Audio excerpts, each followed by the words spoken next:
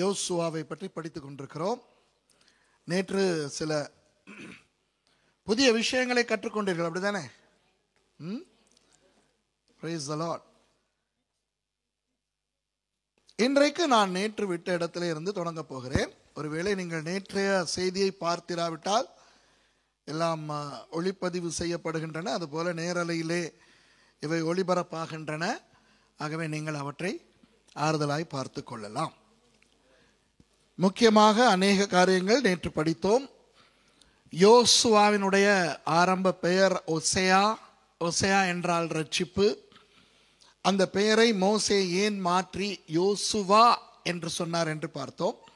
யோசுவா என்பது உண்மையாக இயேசு என்கின்ற அந்த தமிழ் பெயர் தான். யோசுவா அது யெஷுவா என்று எபிரேய மொழியிலே சொல்லப்படும். கர்த்தர் ரட்சிப்பு, கர்த்தர் தான் ரட்சிப்பு. எனவே நேற்று அந்த வகையிலே ஆண்டவர் நிறைய விஷயங்கள் நம்மோடு பேசினார். இப்போ நான் இன்றைக்கு என்ன தொடங்க போகிறேன் என்றால், ஒரு சாதாரண மனுஷன் ஆவிக்குரிய மனுஷனாய் மாறினது எப்படி. இன்றைய பாடத்துக்கு உங்களுக்கு ஒரு தலைப்பு தேவை என்றால், ஒரு சாதாரண மனுஷன் ஆவிக்குரிய மனுஷனாய் மாறினது எப்படி. ஏனென்றால் நேற்று பார்த்தோம், யோசுவா ஒரு நல்ல தகப்பனுக்கு பிள்ளையாய் வந்தவர் அல்ல என்று. ஒரு துரோகிக்கு மகன், அப்படித்தானே? நூன் என்றால் பாம்பு. அப்போ ஏன் அந்த பெயர் அவருக்கு வழங்கப்பட்டது என்று நேற்று பார்த்தோம். அப்போ ஒரு துரோகிக்கு மகனாய் பிறந்தவர், தன்னுடைய இனத்தை காட்டிக் கொடுத்த ஒருவருக்கு மகனாய் பிறந்தவர் எப்படி ஒரு நல்ல ஒரு மனுஷனாய் மாறினார் என்று நாம் பார்த்து கொண்டு வருகிறோம். அப்போ நேற்று நாம் பார்த்தோம், அவர் ஒரு நல்ல யுத்த வீரனாக, ஒரு நல்ல சேனாதிபதியாக, ஒரு நல்ல படைத்தலைவனாக, தனது இராணுவத்துக்கு மக்களை தெரிவு செய்யக்கூடிய வல்லுநராக அவர் இருந்தார் என்று பார்க்கிறோம். அதனால்தான் யாத்ராகமம் 17ஆம் அதிகாரத்திலே அமலேக்கியர்களோடு யுத்தம் பண்ணுவதற்கு மோசே யோசுவாவை தெரிவு செய்கிறார். யோசுவா தான் அந்த அவரோடு சேர்ந்து யுத்தம் செய்கிறவர்களையும் தெரிவு செய்ய வேண்டும். அந்த மக்களை கொண்டு ரெவிதி மேலே வைத்து அமலேக்கியர்களோடு யுத்தம் பண்ண வேண்டும். கடைசியில் அந்த யுத்தம் ஜெயத்தில் முடிந்தது.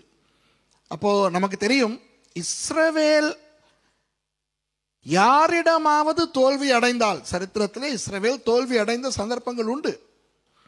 கிறிஸ்துவுக்கு முன் 722 வடக்கு ராஜ்யம் அசீரியர்களிடம் தோல்வி அடைந்தது. கிறிஸ்துவுக்கு முன் 586 ஆண்டு தெற்கு ராஜ்யமாகிய யூதா ராஜ்யம் பாபிலோனியர்களிடத்திலே தோல்வி அடைந்தது. கிபி 70ஆம் ஆண்டு இஸ்ரவேல் ரோமர்களிடம் தோல்வி அடைந்து சிதறப்பட்டு போனது. இப்படி அவ்வப்போது இஸ்ரவேல் தோல்வி அடைந்தது. நியாயாதிபதிகள் புத்தகத்தில் நீங்கள் பார்த்தால், யாபீனியர்களாய் இருக்கட்டும், மோவாபியராய் இருக்கட்டும், அம்மோனியராய் இருக்கட்டும், இப்படி பலரிடம் இஸ்ரவேல் தோல்வி அடைந்த சம்பவங்கள் சந்தர்ப்பங்கள் உண்டு. ஆனால் அந்த ஒவ்வொரு சந்தர்ப்பத்தையும் நீங்கள் பார்த்தால் அவர்கள் தேவனுக்கு துரோகம் செய்த சந்தர்ப்பங்களாய்த்தான் இருக்கும். எப்பொழுதெல்லாம் இஸ்ரவேல் தேவனை விட்டார்களோ, தேவன் தனது பாதுகாப்பின் கரத்தை அவர்களை விட்டு எடுத்தார். ஆனால் தேவன் பாதுகாப்பின் கரத்தை எடுக்காத பட்சத்தில் இஸ்ரவேலோடு யார் சண்டைக்கு வந்தாலும், அது ஒரு தேசமா இருக்கட்டும் அல்லது பல தேசங்கள் சேர்ந்தா இருக்கட்டும், அன்று தொட்டு இன்று வரை இஸ்ரவேலுக்குத்தான் தேவன் ஜெயத்தை கொடுத்து கொண்டு வருகிறார். ஏனென்றால் இஸ்ரவேலின் தேவன் சர்வ வல்லமையுள்ள தேவன். அவருடைய பல பெயர்களில், பல நாமங்களில் ஒன்று யாஹ்வே ஷவ்யோத், யெகோவா சபயோத், சேனைகளின் கர்த்தர். அப்போ இஸ்ரவேல் முதல் செய்த யுத்தம் அமலேக்கியர்களோடு ரெவிதி மேலே நடந்தது. அந்த யுத்தத்தின் தலைவனாக செயல்பட்டவர் யோசுவா. யோசுவா அந்த யுத்தத்தை ஏறெடுக்கும் பொழுது யோசுவா ஒரு விஷயத்தை கவனிக்கிறார். என்ன அந்த விஷயம்? மோசே யோசுவாவுக்கு சொல்லுகிறார், நாளைக்கு நான் மலைக்கு மேலே ஏறப்போகிறேன், நான் அங்கே இருந்து நான் உனக்கு ஆவிக்குரிய உதவியை தருவேன். அதைத்தான் மறைமுகமாக அவர் சொல்லுகிறார். அப்போ யோசுவா முதல் தடவையாக, ஏற்கனவே நான் உங்களுக்கு சொன்னேன், யோசுவா கண்டிப்பாக எகிப்திய இராணுவத்திலே பணியாற்றி இருக்க வேண்டும். அங்குதான் அவர் ஒரு யுத்த வீரனாக கிட்டத்தட்ட 20 ஆண்டுகள் அல்லது 25 ஆண்டுகள் செயல்பட்டிருக்க வேண்டும். அங்கு அவர் ஒரு சாதாரண ஒரு போர் வீரன் என்கின்ற நிலையையும் தாண்டி ஒரு படை தலைவனாக வந்திருக்க வேண்டும் என்று சொன்னேன். ஞாபகம் இருக்கிறதா? அப்போ நேற்று எத்தனை பேர் வரவில்லை? கையை தூக்கி காட்டுங்கள். சரி, ஒருவேளை நீங்கள் லைவிலே பார்த்திருக்கலாம். பார்த்திருக்காவிட்டால் நான் ஒன்றை சொல்லுகிறேன். தல்முடிலே பவிலியிலே, பாபிலோனிய தல்முடிலே அந்த மமீலா என்கின்ற அந்த பகுதியிலே 14ஆம் வாக்கியத்திலிருந்து வருகின்ற ஒரு சரித்திர விஷயத்தை நான் சொன்னேன். அதிலே தான் மமீலா அல்ல, மெகிலா, மன்னிக்கணும். மமீலா என்பது ஒரு மார்க்கெட்.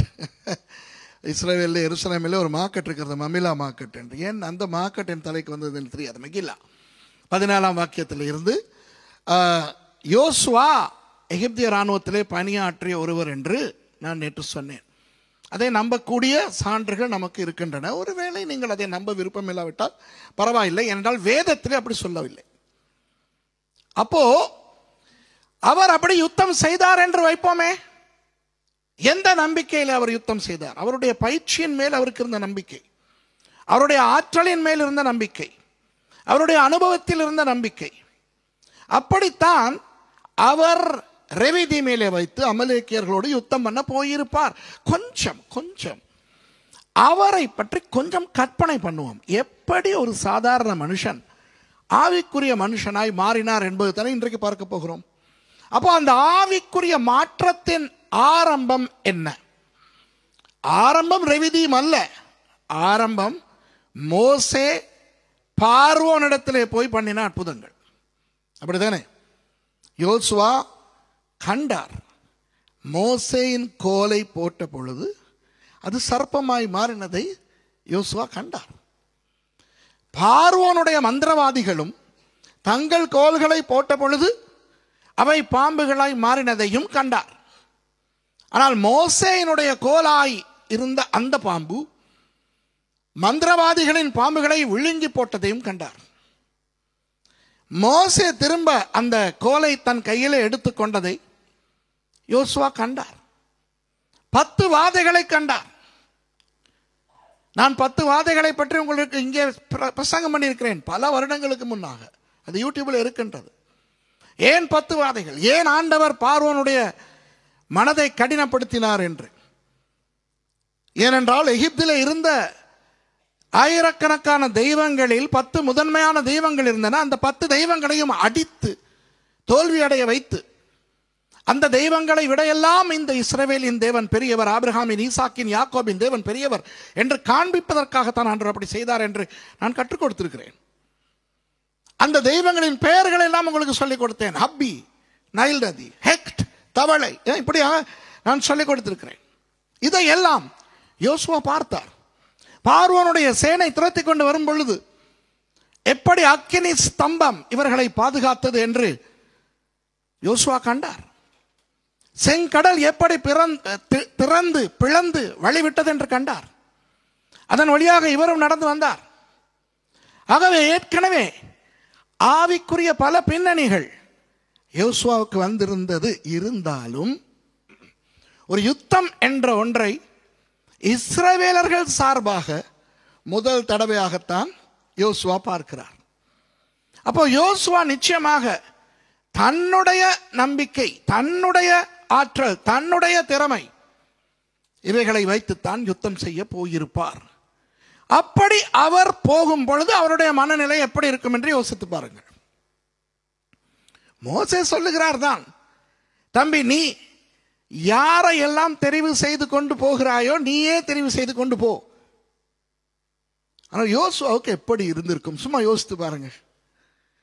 யோசுவாவுக்கு எப்படி இருந்திருக்கும்? எத்தனை பேர் பாட்டு பாட அல்லது இசை சம்பந்தமாக ஏதாவது ஒரு அனுபவம் இருக்கிறவர்கள்? இந்த சபையிலே பாடல் குழுவிலே இருக்கிறவர்கள், இந்த ஆர்கன், ட்ரம்ஸ் அது இது வாசிக்கிறவர்கள், எங்கே உங்கள் கைகளை தூக்கி காட்டுங்கள் பார்க்கலாம். சரி, இப்போ உங்களில் யாருக்காவது பாஸ்டர் சொன்னால் சும்மா ஒரு ஆராதனை அல்ல, ஒரு முக்கியமான விசேஷ ஆராதனை என்று வைத்துக்கொள்வோம்.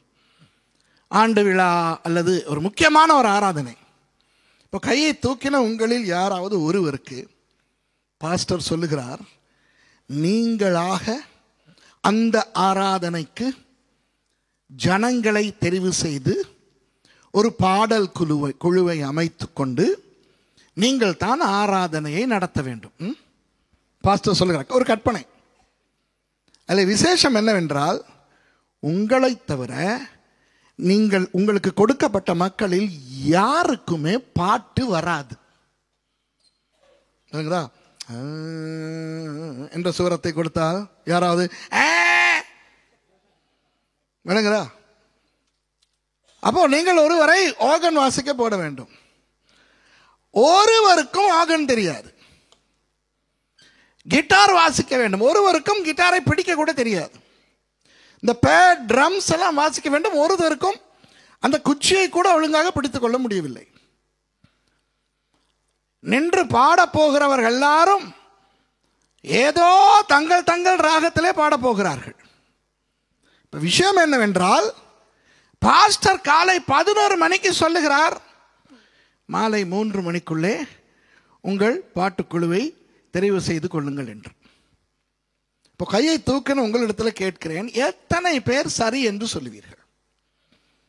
நான் எனக்கு அப்படி கொடுக்கப்பட்டால் முடியாது என்று சொல்லிவிடுவேன். ஏன்? இவர்களை வைத்துக்கொண்டு நான் என்ன பண்ணேன்? ஒரு சாதாரண வீட்டு கூட்டம் என்றால் பரவாயில்லை, அல்லது சாதாரண நம்முடைய சபை மக்கள் மட்டும் இருக்கக்கூடிய ஒரு ஆராதனை என்றால் கூட பரவாயில்லை. இது ஒரு பெரிய விசேஷ ஆராதனையாம், ஆண்டு விழாவாம், எத்தனையோ வெளிநாட்டு ஊழியர்கள் எல்லாம் வந்திருக்கிறார்களாம், நேரலையிலே வேறு எல்லாம் ஒளிபரப்பாக போகிறதாம். அப்போ அப்படிப்பட்ட ஒரு பிரம்மாண்டமான ஒரு சீரியஸ் ஆராதனையிலே பாடல் குழு பொறுப்பை எனக்கு பாஸ்டர் கொடுக்கிறார். நீயாக தெரிவு செய்து கொண்டு யார் ஆர்கன், யார் கிட்டார், யார் ட்ரம்ஸ், யார் பாடல், எல்லாவற்றையும் நீயே தெரிவு செய்து 4 மணி நேரத்துக்குள் நீ பாடல் குழுவை ஆயத்தம் பண்ண வேண்டும் என்று சொன்னால் யாரால் முடியும்? சொல்லுங்கள், யாரால் முடியும்? அதை விட பயங்கரமான ஒன்று தான் மோசே யோசுவாவுக்கு சொன்னது. சும்மா யோசித்து பாருங்கள், அமலேக்கியர்கள் இவர்களை தாக்குவதற்கு வருகிறார்கள் என்ற செய்தி இவர்களுக்கு எப்பொழுது கிடைத்திருக்கும்? அந்த எதிரிகளை கண்ட போதுதான் தெரிஞ்சிருக்கும். யார் என்ன, யாரையாவது மோசே அனுப்பியிருப்பார், போய் பார்த்து வா, யாரோ நிறைய பேர் வருகிறார்கள், யாராம்?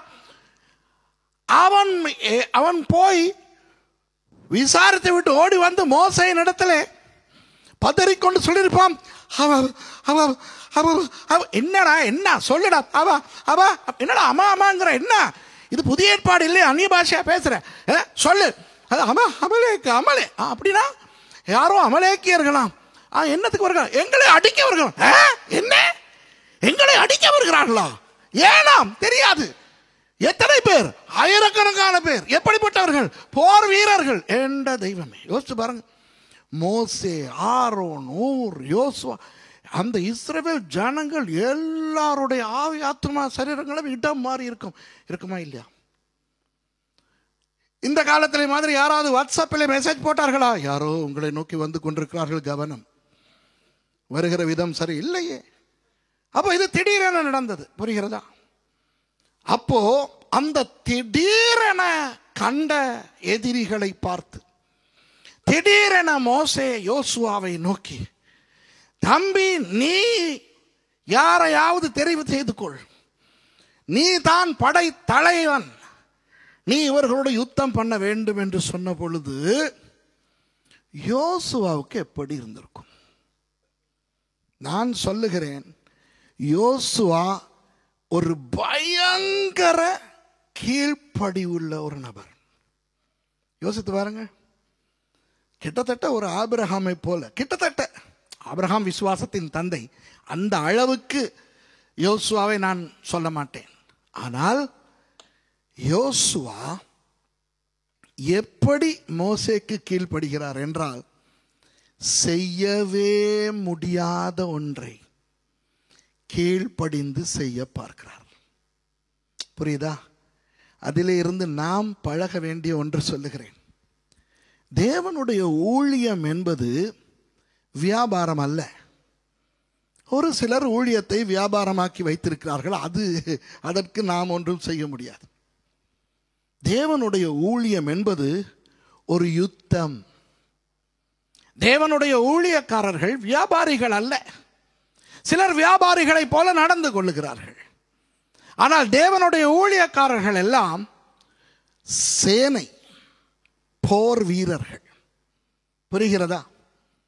அந்த போர் வீரர்களிலே வித்தியாசமான என்ன சொல்லுவாங்க, ரேங்க், அந்த என்ன சொல்லுவாங்க தமிழ்ல, ரேங்க், தரங்கள் உண்டு. பாரிய ஆயுதங்களை பயன்படுத்தி பீரங்கி தாக்குதல் நடத்துகிறவர்கள் உண்டு. மேடைகளில் இருந்து பிரசங்கம் பண்ணுகிறவர்கள், வார்த்தையை கற்றுக் கொடுக்கிறவர்கள். ஆனால் சாதாரண துண்டு பிரதியை எடுத்துக்கொண்டு ஆத்துமாக்களுக்கு துண்டு பிரதி கொடுக்கிறதும் ஒரு யுத்தம் தான். அப்படித்தானே? சுவிசேஷ ஊழியம் செய்கிறவர்கள் எல்லாரும் கொலை செய்கிறவர்கள். அது உங்களுக்கு தெரியுமா? சுவிசேஷ ஊழியம் செய்கிறவர்கள் எல்லாரும் கொலை செய்கிறவர்கள். என்ன, ஒரு ஆளுக்கு நீங்கள் சுவிசேஷம் சொல்லி அந்த ஆள் இயேசுவை ஏற்றுக்கொண்டால் அந்த ஆளுக்கு என்ன நடக்கிறது? அந்த ஆள் செத்து போகிறான், மறுபடியும் பிறக்கிறான். ஆமென். அப்போ சுவிசேஷ ஊழியம் செய்கிறவர்கள் பழைய மனுஷர்களை கொலை செய்து மறுபடியும் அவர்களை பிறக்க வைக்கிற பயங்கரமான போர் வீரர்கள்.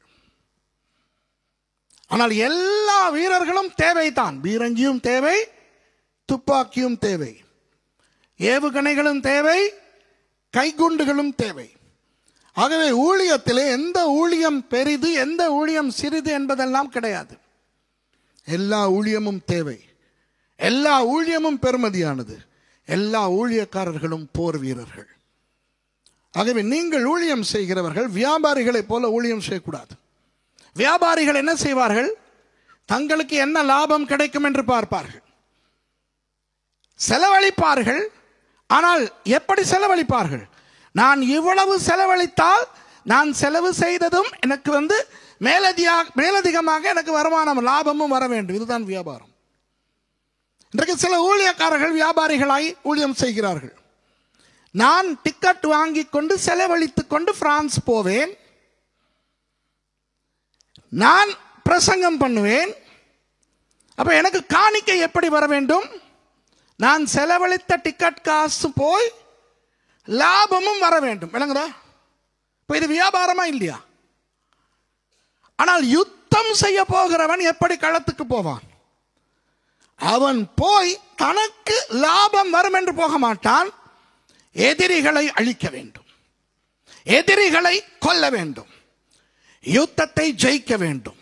அப்ப யுத்தம் ஜெயிக்கும் பொழுது யார் ஜெயிக்கிறார்? அவர் பிரதிநிதித்துவப்படுத்தும் தேசம் ஜெயிக்கிறது. ஆமென். அப்ப ஊழியக்காரன் தேவனுடைய தேசத்தை சேர்ந்தவன். அப்ப ஊழியம் செய்கிறவன் அவன் என்னத்தை செலவழித்துக் கொண்டு ஊழியம் செய்தாலும் தான் செலவழித்தது தனக்கு திரும்ப வர வேண்டும் என்று நினைக்க மாட்டான், நினைக்க கூடாது. புரிகிறதா?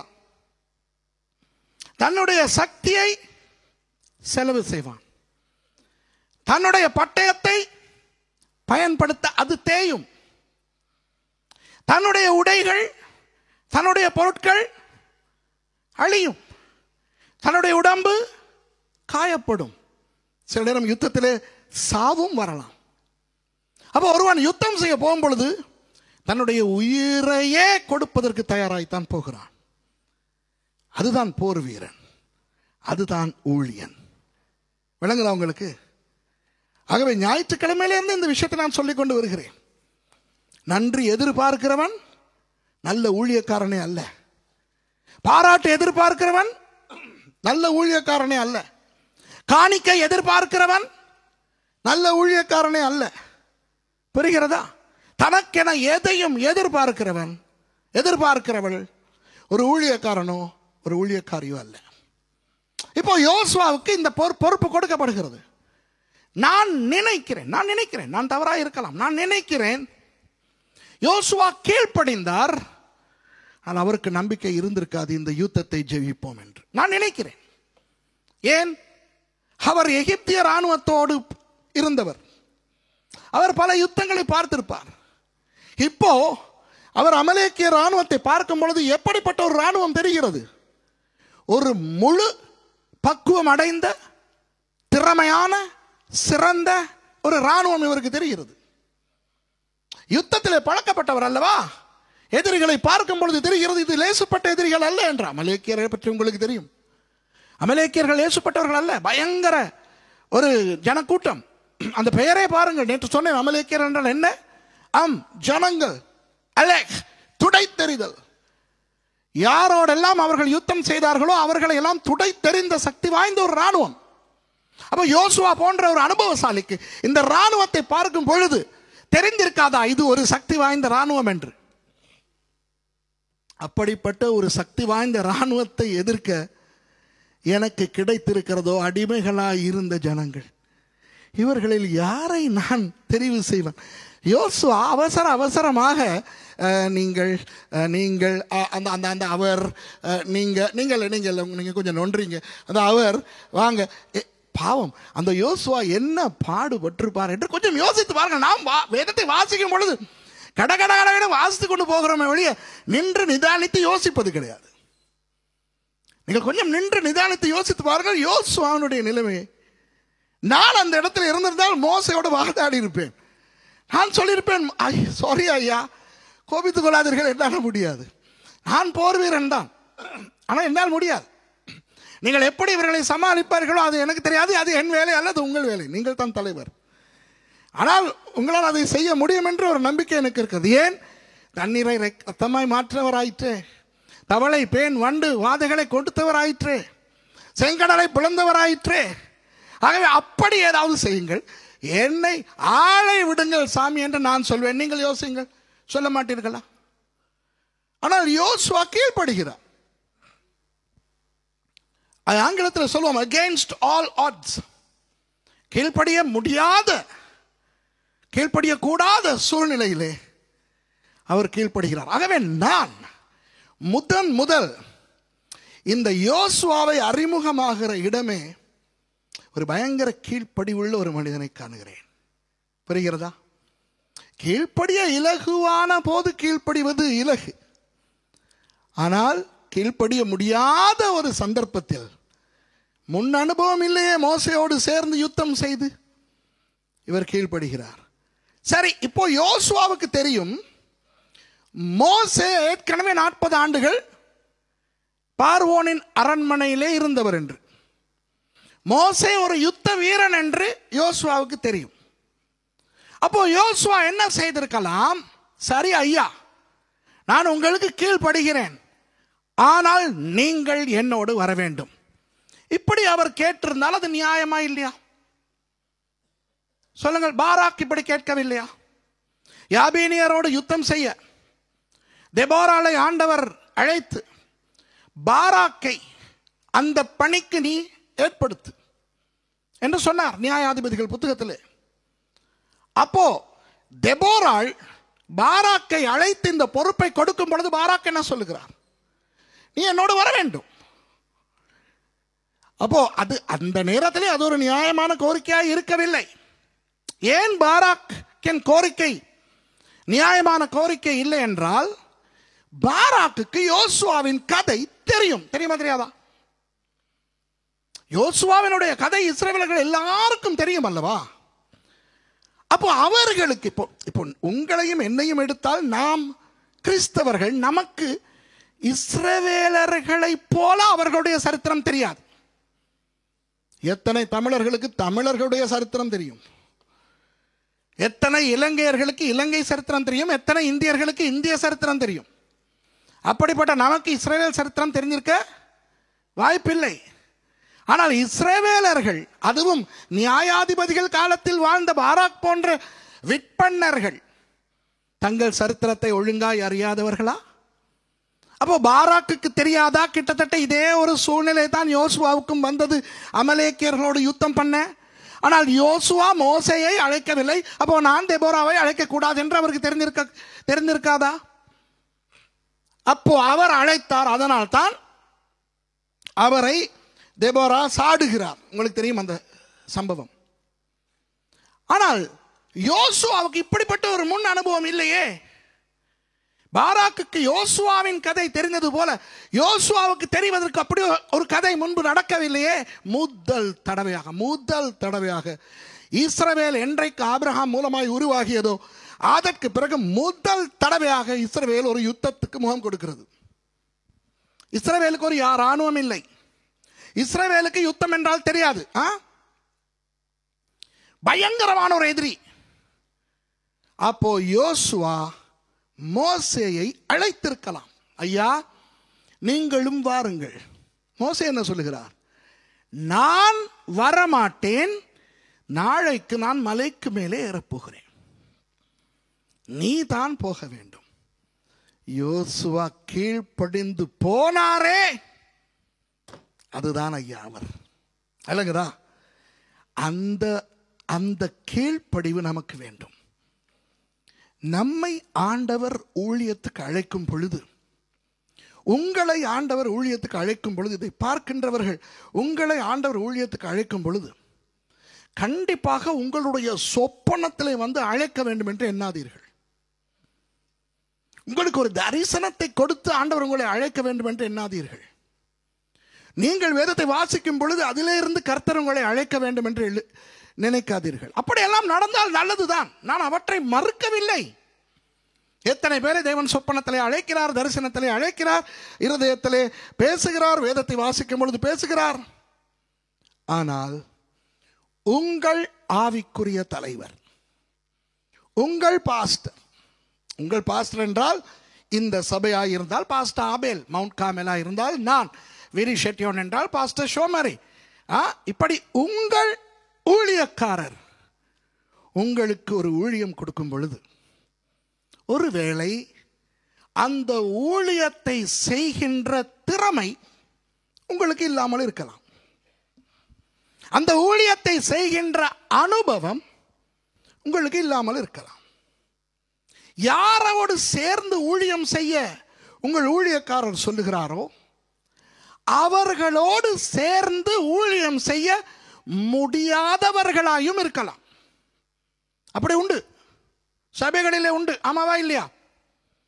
சில பேர் இருக்கிறார்கள் சபைகளிலே, அவர்களோடு சேர்ந்து ஊழியம் செய்வதை விட பிசாசோடு சேர்ந்து ஊழியம் செய்யலாம். பார்த்திருக்கீங்களா? சில பேர் இருக்கிறார்கள், எதற்கெடுத்தாலும் எதிர்மறையானவர்கள் தான். முடியாதா, ஐயோ இது எப்படி? உங்க சர்ச்சில் இருக்காங்களா அந்த மாதிரி? இங்கே இல்லை, வேற சர்ச்சில். மற்ற எல்லா சர்ச்சிலும் இருக்கு, எங்கள் சர்ச்சிலும் இருக்கு, உங்கள் சர்ச்சில் மட்டும் இல்லை. Praise the Lord. நல்லது, ஆண்டவருக்கு ஸ்தோத்திரம். இப்போ சில நேரம் சில ஊழியங்கள் கொடுக்கப்படும் பொழுது ஆவியானவர் பேசட்டும் நம்மோடு. சில நேரம் நாம் என்ன சொல்லுகிறோம்? என்னால் முடியாது என்று சொல்லுகிறோம், சரியான காரணங்களோடு. ஐயோ அவர்களோடு சேர்ந்து என்னால் முடியாது. ஐயோ சண்டே ஸ்கூலா, எனக்கு சின்ன பிள்ளைகளோட ஒத்து வராது. ஐயோ லாச்சாப்பேல்ல போய் துண்டு பிரதி கொடுக்கிறதா, ஐயோ எனக்கு ஆட்கள் முன்னால் நின்றால் முழங்கால் எல்லாம் நடுங்கும். ஐயோ பாடல் குழுவிலா, ஐயோ வீட்டு கூட்டமா, எங்க வீட்லையா, ஐயோ வணங்குதா. யோசுவா உங்கள் ஞாபகத்துக்கு வர வேண்டும். சரியான காரணங்கள் யோசுவாவுக்கு உண்டு மோசேக்கு சொல்வதற்கு. ஐயா இது வேண்டாம் இந்த விஷ பரீட்சை. அதுதான் உங்கள் கையிலே கோல் இருக்கிறது. ஷூ என்று சொன்னாலே அஜக்கா புஜக்கா ஜி பும்பா, என்ன அண்டா சாகசம் அபுக்கா குசும் நாசமாய் போ சீசை என்றால் அந்த சேடையே அழிந்து விழுந்து விடும் இல்லையா? எதற்கு என்னை போய் நான் நினைக்கிறேன், ஒருவேளை நான் யோசுவாவின் இடத்தில் இருந்திருந்தால் அநியாயம், நான் எகிப்திய இராணுவத்திலே பணியாற்றினதை இவர்களுக்கு சொன்னேன் என்று கவலைப்பட்டிருப்பேன். விளங்குதா? ஆனால் யோசுவா கீழ்ப்படிய முடியாத சந்தர்ப்பத்திலே, எந்த விதமான முன் அனுபவமும் இல்லாத ஒரு நிலையிலே, மோசே தன்னோடு வர வேண்டும் என்று கூட கேட்காமல் கீழ்ப்படிந்தார். தனக்கென மக்களை தெரிவு செய்து கொண்டு யுத்தத்துக்கு இறங்கினார். அந்த யுத்தத்தை கற்பனை பண்ணவே முடியாமல் இருக்கிறது. ஒரு பக்கம் சிறந்த தேர்ச்சி பெற்ற பயங்கர அனுபவமிக்க ஒரு இராணுவம், இன்னொரு பக்கம் ஒரு அடிமைகளாய் இருந்துவிட்டு கையிலே கிடைத்த துடைப்பத்தோடும் மண்வெட்டிகளோடும் வெங்காயம் உரிக்கும் கத்திகளோடும் போராடி கொண்டிருக்கிற ஒரு கூட்டம். ஐயோ, எவ்வளவு கேவலம், யோசித்து பாருங்கள். இதுதான் 1948 இஸ்ரவேலிலே நடந்தது. இஸ்ரவேல் தேசமாய் வந்தது 47ஆம் ஆண்டு மே மாதம் 14ஆம் திகதி. அன்றே தேசங்கள் சூழ இருந்த தேசங்கள் எல்லாம் யுத்தத்துக்கு வந்தன. ஆனால் தாவீத் பென் குரியன் என்று சொல்லுகின்ற அவர்களுடைய தலைவர், அவர் ஆயுதமே இல்லாதவர்களை வைத்து யுத்தம் செய்து 9 மாதங்களில் பாரிய வெற்றியை பெற்றார். யோசுவாவுக்கு ஜெயத்தை கொடுத்த இஸ்ரவேலின் தேவன் தான் அவர்களுக்கும் ஜெயத்தை கொடுத்தார். இன்று வரை அதை ஆண்டவர் நிரூபித்துக் கொண்டிருக்கிறார். சரி, அந்த சம்பவம் நமக்கு வேண்டாம், யோசுவாவை பற்றி மாத்திரம் பார்ப்போம். ஆகவே இனி உங்களுக்கு உங்கள் ஊழியக்காரர் ஊழியம் கொடுத்தால் என்ன செய்வீர்கள்? சந்தோஷமாய் ஏற்றுக்கொள்வீர்கள். யோசுவாவின் தேவன் உங்களை திடப்படுத்துவார், அந்த ஊழியத்தை செய்வீர்கள். ஆமென். ஏனென்றால் நீங்கள் யாரும் ஒசேயாக்கள் அல்ல, நீங்கள் எல்லாரும் யார்? யோசுவாக்கள். உங்களுடைய திறமைகள் எல்லாம் கர்த்தருடையது, உங்களுடைய படிப்பெல்லாம் கர்த்தருடையது, உங்களுடைய ஆற்றல் அனுபவம் எல்லாம் கர்த்தருடையது. உங்களை பயன்படுத்த போகிறவர் கர்த்தர். யோசுவாவின் தேவன் உங்களுடைய தேவன். ஓகேயா? அப்போ யோசுவா எந்த ஒரு நம்பிக்கையிலே போனார் என்று நமக்கு தெரியாது. ஆனால் நிச்சயமாக யோசுவா மறுநாளிலே இருந்து ஒரு விஷயத்தை கவனிக்கிறார். என்ன கவனிக்கிறார்? மோசேயின் கை உயர்ந்திருக்கும் பொழுது இவர்கள் வெல்லுகிறார்கள், மோசேயின் கை தாழும் பொழுது எதிரிகள் வெல்லுகிறார்கள், இவர்கள் மடங்கடிக்கப்படுகிறார்கள். உடனே ஒரு கல்லை வைத்து மோசேயை உட்கார வைத்து ஆரோனும் ஊரும் மோசேயின் கைகள் இரண்டையும் உயர பிடிக்க வெற்றி முழுக்க இஸ்ரவேலர்களுக்கு கிடைக்கிறது. அந்த சம்பவத்தில் தான் யோசுவா ஆவிக்குரிய ஒரு மனுஷனாக பரிணாமம் அடைகிறார். புரிகிறதா? அதுவரை ஒரு சாதாரண உலக பிரகாரமான ஒரு நல்ல மனிதனாய் வாழ்ந்தவர், அவருடைய ஆவிக்குரிய அனுபவம் தனக்கு நேரிடும் பொழுது, இவ்வளவு காலம் அவர் பார்த்த அற்புதங்கள் வேறு யாருக்கோ நடக்கிறது, ஆனால் இப்போ தனக்கு அந்த ஆவிக்குரிய அனுபவம் கிடைக்கும் பொழுது அவர் ஒரு ஆவிக்குரிய மனுஷனாக மாறுகிறார். யுத்தத்துக்கு போன யோசுவா அல்ல, யுத்தத்தை முடித்து விட்டு வந்தது. யுத்தத்தை முடித்து விட்டு வந்த யோசுவா ஒரு திறமையான விசுவாசியாய் பரிணமித்த நிலையில் வருகிறார். புரிகிறதா? அதற்கு பிறகு என்ன நடக்கிறது என்றால், மோசே ஒரு நல்ல ஆவிக்குரிய தலைவன். மோசே ஒரு அருமையான ஒரு ஆவிக்குரிய தலைவர். மோசேக்கு தெரிகிறது, இந்த யோசுவா என்னுடைய சீஷனாக வேண்டும் என்று. லட்சக்கணக்கான மக்கள் இருக்கத்தக்க மோசே யோசுவாவை தன்னுடைய சீஷனாக, தனது உதவியாளனாக எடுத்துக்கொள்ளுகிறார். ஏனென்றால் அடுத்து நாம் யோசுவாவை குறித்து பார்க்கின்ற இடம் யாத்ராகமம் 24வது அதிகாரம். யாத்ராகமம் 24வது அதிகாரத்துக்கு போய்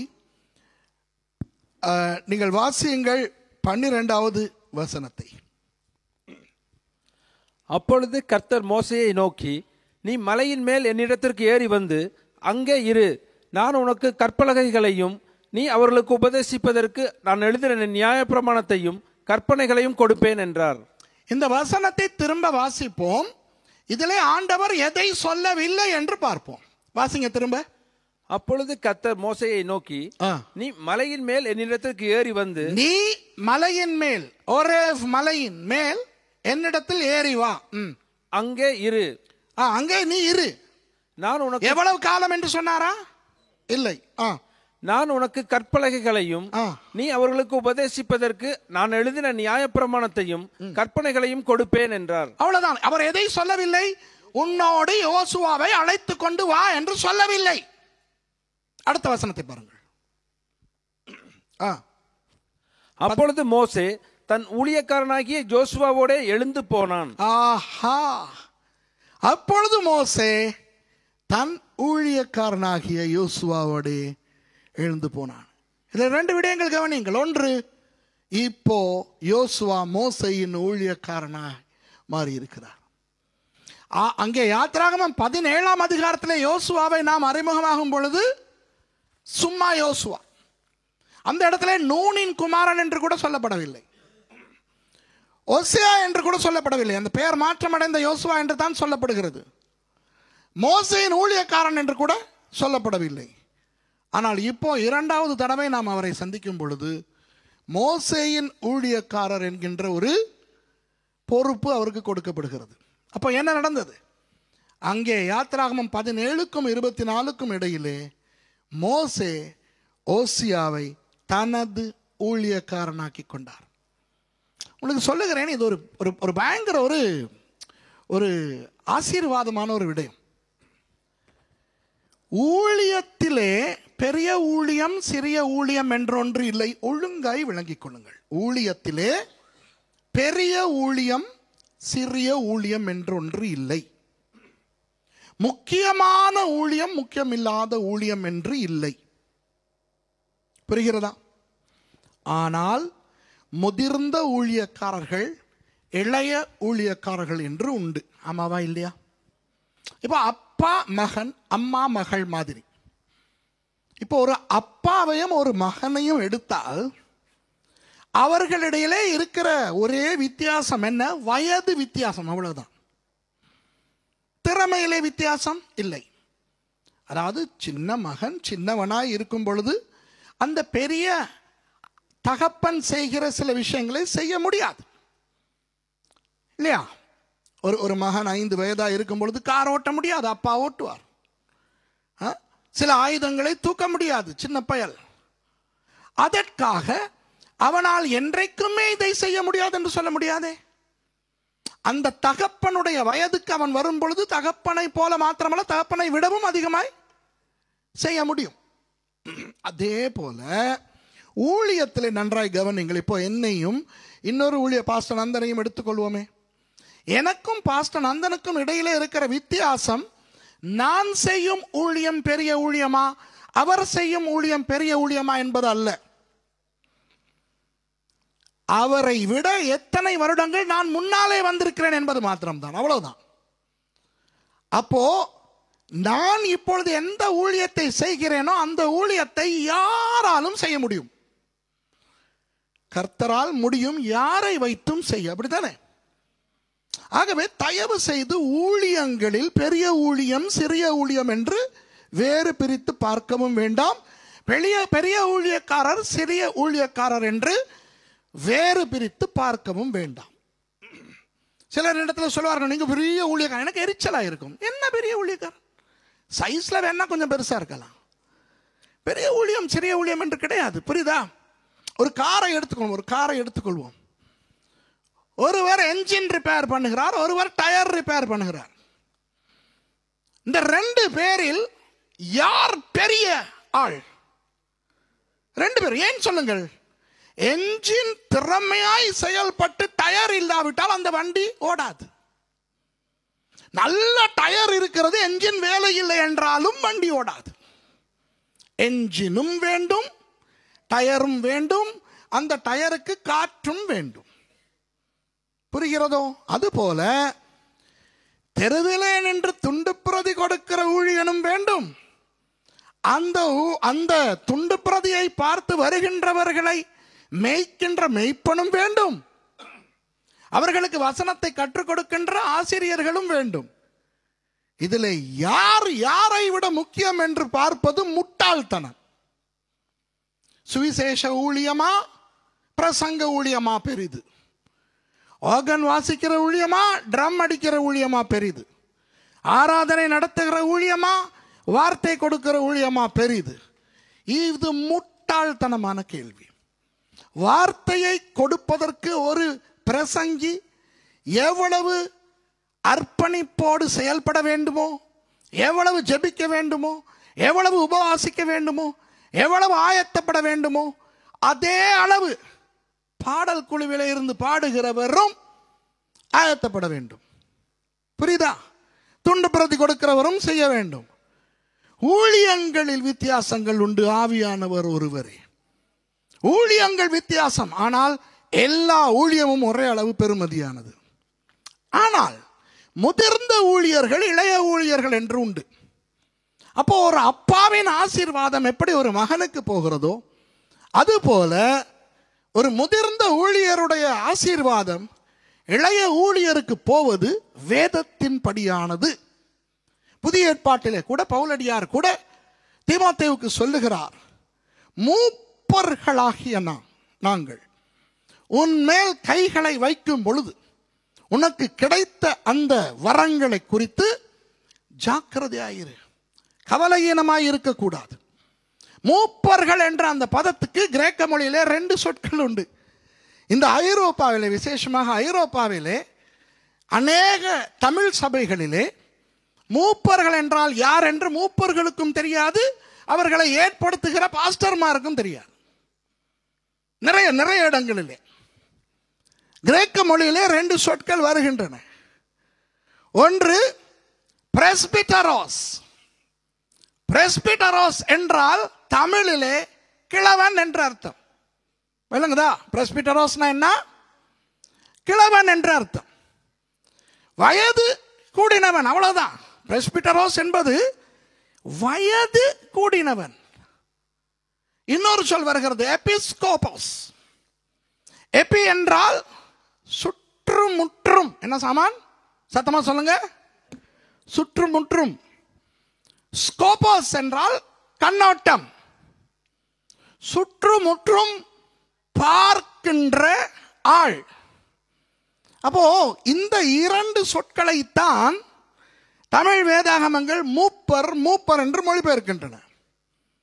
ஆனால் துரதிர்ஷ்டவசமாக அநேக தமிழ் சபைகளில் இருக்கிற மூப்பர்கள் பாஸ்டரை விட பெரியவர்களாக, ஏன் ஆவியானவரை விடவும் பெரியவர்களாக, தேவனை விட பெரியவர்களாக, சபையின் தலையாகிய இயேசுவையும் விட பெரியவர்களாக செயல்படுகிறார்கள். இயேசுவே, இன்றைக்கு நீர் உள்ளே வர முடியாது, வெளியே இரும், எங்களுக்கு சபை நடத்த வேண்டியிருக்கிறது. மூப்பர்கள்.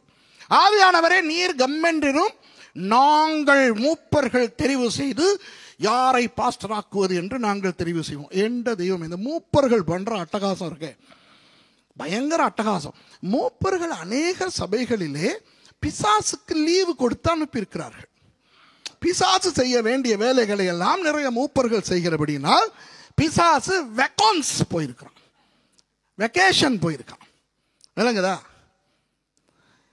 அப்போ பவுலடியார் தீமோத்தேயுக்கு என்ன சொல்லுகிறார் என்றால், மூப்பர்களாகிய நாங்கள், அதாவது உனக்கு முன்னே ஊழியத்துக்கு வந்து உன்னை விட வாழ்க்கையிலே ஊழியத்திலே அனுபவம் கொண்ட நாங்கள் எங்கள் ஆசீர்வாதத்தை உங்கள் மேல் வைக்கும் பொழுது, புரிகிறதா? அப்போ நமக்கு முன்னே இருக்கிற அந்த முதிர்ந்த ஊழியர்கள் நமக்கு ஆசீர்வாதம் கொடுக்கும் பொழுது அது ரொம்ப ஒரு நல்ல ஒரு விஷயம். புரிகிறதோ? ஆகவே இந்த யோசுவா மோசேயினுடைய ஊழியக்காரனாக மாறுகிறார் அல்லவா? நான் உங்களுக்கு பிறகு இந்த நாட்களிலே நான் உங்களுக்கு சொல்ல போகிறேன் ஒரு விஷயம், அதை இப்பொழுது சாடையாக சொல்லி விடுகிறேன். யோசுவா மோசேயின் ஊழியக்காரன் என்று அழைக்கப்படுகிறார் அல்லவா? எது வரைக்கும் அழைக்கப்படுகிறார் தெரியுமா? சாகும் வரைக்கும். சாகும் வரைக்கும். உங்களுக்கு தெரியுமா யோசுவா எப்பொழுது கர்த்தருடைய ஊழியக்காரன் என்று அழைக்கப்படுகிறார் என்று? செத்த பிறகு. செத்த பிறகு. அதை எழுதுவது யார் என்று தெரியுமா? யோசுவா. இப்போ பாருங்கள், சில வேத அறிஞர்கள் இருக்கிறார்களே, வேத அறிஞர்கள். இந்த வேத அறிஞர்கள் தான் வேதத்தை குழப்புகிறவர்கள். இந்த வசனத்தை புரிந்து கொள்ளாமல் நம்மை குழப்புவதற்கு யார் வேண்டும் தெரியுமா? பிசாசு தேவையில்லை, வேத அறிவு இல்லாதவர்கள் தேவையில்லை. வேத அறிஞர்கள், இறையியலாளர்கள் தான் வேதத்தை குழப்புவதற்கு சிறந்தவர்கள். விளங்குதா? மோசே உபாகமத்திலே தன்னுடைய மரணத்தை குறித்து எழுதுகிறார் அல்லவா? எப்படி எழுதுகிறார்? மோசே மரித்தான், மோசேயின் சரீரத்தை கர்த்தர் அடக்கம் பண்ணினார். இதை யார் எழுதுகிறார்? மோசே தான் எழுதுகிறார். ஆதியாகமம் முதல் உபாகமம் வரை எழுதினதே மோசே. ஆனால் வேத அறிஞர்களால் இதை ஏற்றுக்கொள்ள முடியவில்லை. எதை ஏற்றுக்கொள்ள முடியவில்லை? தான் மரிக்க முன் தன் மரணத்தை நடந்ததாக எழுதுவதை இவர்களால் ஏற்றுக்கொள்ள முடியவில்லை. அப்போ நான் ஒரு கேள்வி கேட்கிறேன். மோசே தன் மரணத்தை குறித்து தீர்க்க தரிசனமாக எழுத முடியாத ஆள் என்றால் சிருஷ்டிப்பை பற்றி மோசே எப்படி எழுதுகிறார்? ஆதியிலே தேவன் வானத்தையும் பூமியையும் சிருஷ்டித்தார் என்று எப்படி மோசே எழுத முடியும்? நோவாவின் ஜலப்பிரளயத்தை பற்றி எப்படி எழுத முடியும்? எதை இவர் நின்று பார்த்தாரா? ஆபிரகாமை அழைத்த விதத்தை எப்படி எழுத முடியும்? இதையெல்லாம் மோசே பார்த்தாரா? தேவன் வெளிப்படுத்தித்தானே அவர் அவ்வளவையும் எழுதினார். யாத்திராகமத்திலே தான் மோசே பிறக்கிறார், அப்படிதானே? ஆதியாகமம் முழு புத்தகத்திலும் நடந்தவை எல்லாம் மோசேக்கு சொல்லிக் கொடுத்தது யார்? ஆண்டவர். எப்படி? வெளிப்படுத்தி. அப்போ அதை நம்ப முடியும். ஆனால் தான் மரிக்க போவதையும் தன்னை தேவன் அடக்கம் பண்ண போவதையும் தீர்க்க தரிசனமாக இவரால் எழுத முடியாதா? அதே போல யோசுவாவும் 24வது அதிகாரத்தை தான் எழுதுகிறார். அவர் எழுதும் பொழுது ஆவியானவர் ஏவுகிறார், நீ இப்படி எழுது. என்ன? இத்தனை வயதில் நீ செத்ததாக 127 வயதில் யோசுவா கர்த்தருடைய ஊழியக்காரனாகிய யோசுவா மரித்தான் என்று எழுது. அப்போ இவருக்கே தெரிகிறது, நான் செத்த பிறகுதான் கர்த்தருடைய ஊழியக்காரன் என்ற பட்டம் எனக்கு கிடைக்க போகிறது என்று. இதை பற்றி நான் வருகிற நாட்களில் காலேபை பற்றி பேசும்பொழுது உங்களுக்கு நான் மறுபடி சொல்லுவேன். அந்த யோசுவாவுக்கு தெரிகிறது, நான் சாகும் வரை நான் எப்படி அழைக்கப்பட போகிறேன்? மோசேயின் ஊழியக்காரன். மோசேயின் ஊழியக்காரன் என்றால் அசிஸ்டன்ட் பாஸ்டர் மாதிரி, அப்படிதானே? இந்த காலத்திலே அநேக பாஸ்டர்மாருக்கு இப்படி ஒரு நிலை இருந்தால் என்ன? கதை கிளியும். இந்த காலத்தில் இருக்கிற அநேக ஊழியக்காரர்களுக்கு முந்தா நாள் ரட்சிக்கப்பட்டு நேற்று ஞானஸ்நானம் பெற்று இன்றைக்கு பாஸ்டர் ஆகிவிட்டாலும் நாளைக்கு பாஸ்டர் என்று அழைக்கப்பட விருப்பம் இல்லை. நாளைக்கு எப்படி அழைக்கப்பட வேண்டும்? ரெவரண்ட். நாளை மறுதினம் என்னை ரெவரண்ட் என்று யாரும் அழைக்கக்கூடாது. டாக்டர். ஒழுங்காய் படித்து டாக்டரேட் வாங்க முடிந்தால் பரவாயில்லை, அப்படி இல்லாவிட்டாலும் பரவாயில்லை. 300 யூரோவுக்கும் நீங்கள் டாக்டரேட் வாங்கலாம். அப்படி வாங்கி டாக்டர் என்று அழைக்கப்பட்டாலும் இன்னும் ஒரு நாள் மாத்திரம்தான் அது தாக்கு பிடிக்கும். அதற்கு பிறகு கார்டினல், பிஷப், ஆர்ச் பிஷப். நம்ம பெந்தகோஸ்த சபைகளை பற்றி நான் சொல்றேன். என்ற தெய்வமே, இன்னும் பெந்தகோஸ்த சபைகளிலே இன்னும் வராத ஒன்றே ஒன்று இருக்கிறது. அதுவும் நாளைக்கு நாளன்றைக்கு வந்துவிடும். பாப்பாண்டவர். திடீரென உங்கள் ஆண்டு விழாவுக்கு ஒரு பாப்பாண்டவர் வந்து நிற்பாரோ தெரியவில்லை. அந்த பாப்பாண்டவர் அல்ல, கத்தோலிக்க பாப்பாண்டவர் அல்ல, யாராவது நம்ம ஒரு ஆள். ஐயோ ஐயோ, கடும் கேவலமாக இருக்கிறது. இலங்கையில் இருக்கிறான் ஜெரம் பெர்னாண்டோ என்ற ஒரு கள்ளன். அந்த கள்ளனை பிஷப் ஆக்குவதற்கு ஒரு கூட்டம் இலங்கைக்கு வந்தது. அந்த கூட்டத்திலே தன்னை பெந்தகோஸ்தே பாஸ்டர் என்று அடையாளப்படுத்திக் கொண்ட ஒருவரும் வந்திருக்கிறார். என்ற தெய்வமே, வந்து பிஷப் ஆக்கி விட்டார். இலங்கையில் இருக்கின்ற கத்தோலிக்க சபை வெகுண்டெழுந்து பகிரங்கமாக சொல்லிவிட்டது, இதெல்லாம் எங்கட கிடையாது என்று. கேவலம். நான் என்ன சொல்ல வருகிறேன் தெரியுமா? இந்த பதவி ஆசை இருக்கிறதே, பதவி ஆசை இருக்கிறவன் ஊழியத்துக்கு வரக்கூடாது. பதவி ஆசை, பண ஆசை, புகழ் ஆசை இருக்கிறவன் ஊழியத்துக்கு வரக்கூடாது. தப்பி தவறி ஊழியத்துக்கு வந்த பிறகு அந்த ஆசை வந்தால் ஊழியத்தை விட்டு போக வேண்டும், இல்லை மனம் திரும்ப வேண்டும். விளங்குதா? இந்த காணிக்கை சேர்க்கிற ஊழியக்காரர்கள் இருக்கிறார்களே, வசனத்தை வைத்துத்தான் பேசுவார்கள். அதுபோல புகழ் அடைய விரும்புகிறவர்களும் வசனத்தை வைத்துத்தான் பேசுவார்கள். பிரசித்தம் அடைய விரும்புகிறவர்களும் வசனத்தை வைத்துத்தான் பேசுவார்கள். கவனமாக இருக்க வேண்டும். நமக்கு புகழ் வரக்கூடாது. யோசுவாவை ஏன் மறக்கிறீர்கள்? யோசுவா சாகும் வரை மோசேயின் ஊழியக்காரன் என்று தானே அழைக்கப்பட்டார். அதனால் அவருடைய ஊழியம் பாதிக்கப்பட்டதா? அவருக்கு வர வேண்டிய கனம் கிடைக்காமல் போனதா? அவருடைய சாதனைகள் எப்படி? அதான் படிக்க போகிறோமே, படித்துக் கொண்டிருக்கிறோமே. ஆகவே ஒரு ஆவிக்குரிய மனுஷனாக அவர் மாற்றம் அடைந்து கடைசி வரை தாழ்மையான ஒரு மனுஷனாக அவர் வாழ்ந்தார். அப்போ மோசே சந்தோஷமாக அவரை தனது ஊழியக்காரனாக்கி கொண்டார். இயேசுவும் அப்படித்தான். இயேசு 12 சீஷர்களை தான் தெரிவு செய்து கொண்டார். அவரிடத்தில் வழியே வந்து சிலர் கேட்டார்கள். ஒருவன் சொல்லுகிறான், நான் நினைக்கிறேன் லூக்கா 9ஆம் அதிகாரத்தில் என்று. ஒருவன் சொல்கிறான், நான் உமக்கு பின்னே வருகிறேன். இயேசு சொன்னார், இல்லை இல்லை, மனுஷகுமாரனுக்கு தலை வைக்க இடம் இல்லை என்று அவர் வேண்டாம் என்று உதறுகிறார். ஆனால் அவர் தனக்கென சீஷர்களை தான் தெரிவு செய்து கொண்டார். அப்படி தெரிவு செய்து கொண்டவர்களில் பேதுரு, யாக்கோபு, யோவான் என்ற அந்த 3 பேரையும் அவர் அதிகமாக தன்னோடு நெருக்கமாய் வைத்துக் கொண்டார். இன்று அப்படி நடந்தால் என்ன செய்கிறோம்?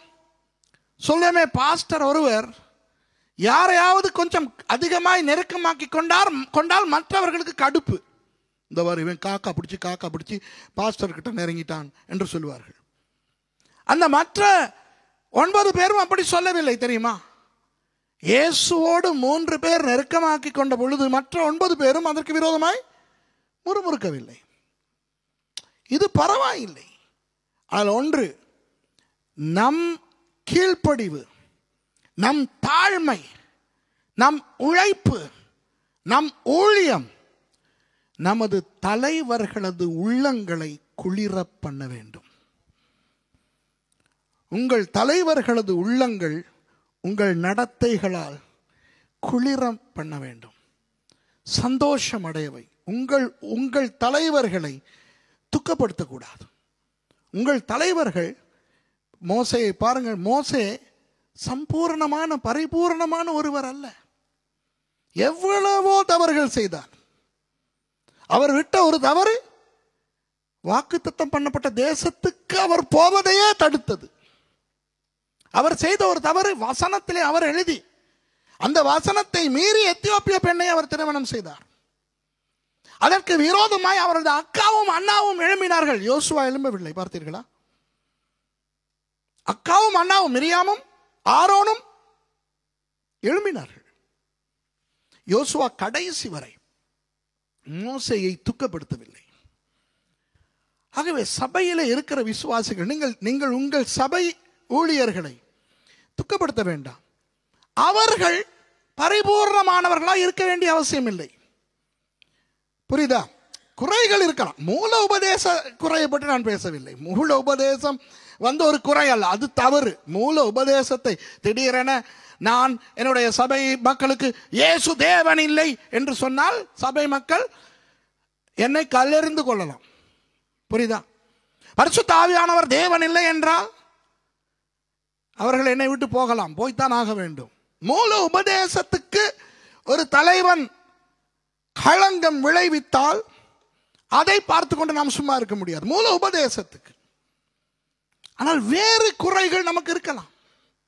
பேசுகிற விதத்தில் குறை, நடந்து கொள்கிற விதத்தில் குறை, பரிபாலனை செய்கின்ற விதத்திலே குறை, ஆலோசனை வழங்கும் விதத்திலே குறை, நடத்தையிலே குறை.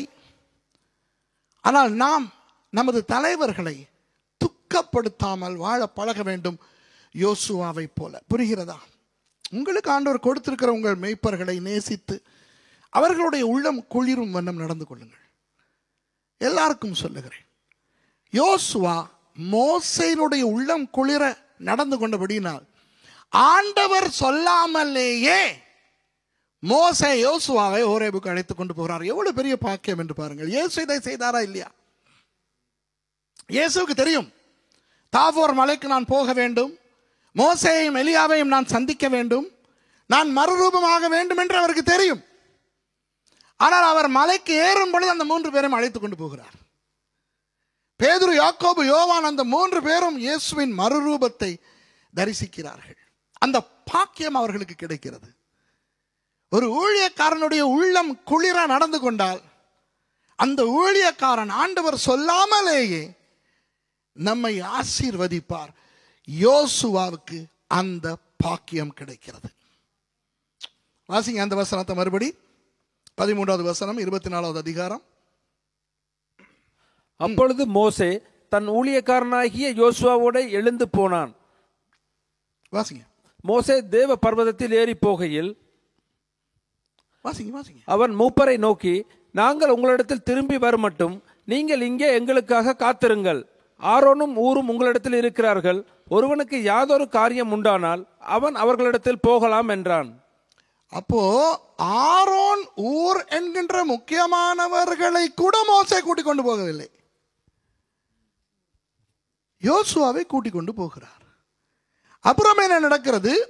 இதோ இந்த சம்பவத்தை சொல்கிறேன், கேளுங்கள். இன்றைக்கு கூட நீங்கள் சீனாய் மலைக்கு போனால், எத்தனை பேர் சீனாய் மலைக்கு போயிருக்கிறீர்கள்? நீங்க போயிருக்கீங்களா? ஓகே. மேலே ஏறினீங்களா? ஓரேபுக்கு ஏறினீங்களா? ஓரேபுக்கு ஏறலையா? ஓரே அடிவாரத்துக்கு போவது செயின்ட் கேத்தரின், அது வேறு. மேலே ஏறும் பொழுது ஒரு இடம் இருக்கிறது, யோசுவா நிறுத்தப்பட்ட இடம். யோசுவாவை ஒரு இடத்துல நிறுத்திவிட்டு மோசே உச்சிக்கு போகிறார். இப்போ இந்த யோசுவானுடைய நிலையை கொஞ்சம் யோசித்து பாருங்கள். வேதம் அமைதியா இருக்கிறது நாம் கொஞ்சம் கற்பனை பண்ணுவோமே. கற்பனை மாத்திரமல்ல, சரித்திர ஏடுகளிலே உள்ளன. ஆனால் சரித்திர ஏடுகள் தானே, அவை தேவ வார்த்தை இல்லை. ஆகவே நாம் கொஞ்சம் கற்பனை பண்ணி பார்ப்போம். யோசுவாக்களாக நாம் கொஞ்சம் கற்பனை பண்ணுவோம். நீங்கள் சீனாய்க்கு போய் அங்கே இருந்து ஒரே மலைக்கு நீங்கள் ஏறி போனால் உங்களுக்கு தெரியும், அங்கே தண்ணீரும் இல்லை, சாப்பாடும் இல்லை. விளங்குதா? ஒரே மலைக்கு போனவர்களுக்கு தெரியும் நான் சொல்வது. அங்கு தண்ணீரும் இல்லை, உணவும் இல்லை. மோசேயை ஆண்டவர் அழைத்தார். 40 நாட்கள், ஒன்று சொல்லுகிறேன் கவனிங்கள், 40 நாட்கள் மோசே தண்ணீர் கூட குடிக்காமல் தான் இருந்திருக்க முடியும். விஞ்ஞானத்தின்படி, வைத்தியத்தின்படி அது முடியாது. தண்ணீர் இல்லாமல் ஒரு மனுஷன் 40 நாள் இருக்க முடியாது. ஆனால் தேவனுடைய அற்புதம் அவரை உயிரோடு வைத்தது. அதே அற்புதம் அல்லவா யோசுவாவையும் உயிரோடு வைத்தது? நானே அடிக்கடி இப்படி ஒரு பிரசங்கம் செய்வேன். மோசே, எலியா, இயேசு என்றவர்கள் மாத்திரம்தான் 40 நாட்கள் உபவாசம் இருந்தார்கள் வேதத்திலே. ஆமாவா இல்லையா? வேறு யாராவது 40 நாட்கள் உபவாசம் இருந்தார்கள் என்று வேதத்தில் இருக்கிறதா? இல்லை. தானியேல் கூட 21 நாள் தான் உபவாசம் இருந்தார். 40 நாட்கள் உபவாசம் இருந்தவர்கள் மோசேயும் எலியாவும் இயேசுவும் மாத்திரம்தான். வேதம் எழுதி இருக்கிறபடி. ஆனால் உண்மையில் 4 பேர், யோசுவாவும் தான். அதை ஏன் நான் சொல்வதில்லை? வேதத்திலே எழுதி இல்லை. ஆனால் உண்மை, யோசுவாவும் அந்த மலையின் மேல் ஏறினபடினால் அந்த மலைக்கு அடிக்கடி போய் வருகிறவன் என்ற முறையில் நான் சொல்லுகிறேன். நான் சொல்லுகிறது உறுதியாய் நான் சொல்லுகிறேன், அங்கே தண்ணீரும் கிடையாது, உணவும் கிடையாது. வேதத்தில் அது சொல்லவில்லை. ஆனால் பாருங்கள், அந்த மோசேக்கு கிடைத்த அந்த அற்புதத்தின் சாயல் யோசுவாவுக்கும் கிடைக்கிறது. விளங்குதா? சில ஆவிக்குரிய தலைவர்களிடத்திலே நான் ஊழியம் செய்திருக்கிறேன். என்னுடைய ஊழிய ஆரம்பத்திலே என்னை அறியாமலேயே அவர்களுடைய அபிஷேகத்தின் பங்குகள் என் மேலும் வந்திருக்கின்றன. இது உண்மை.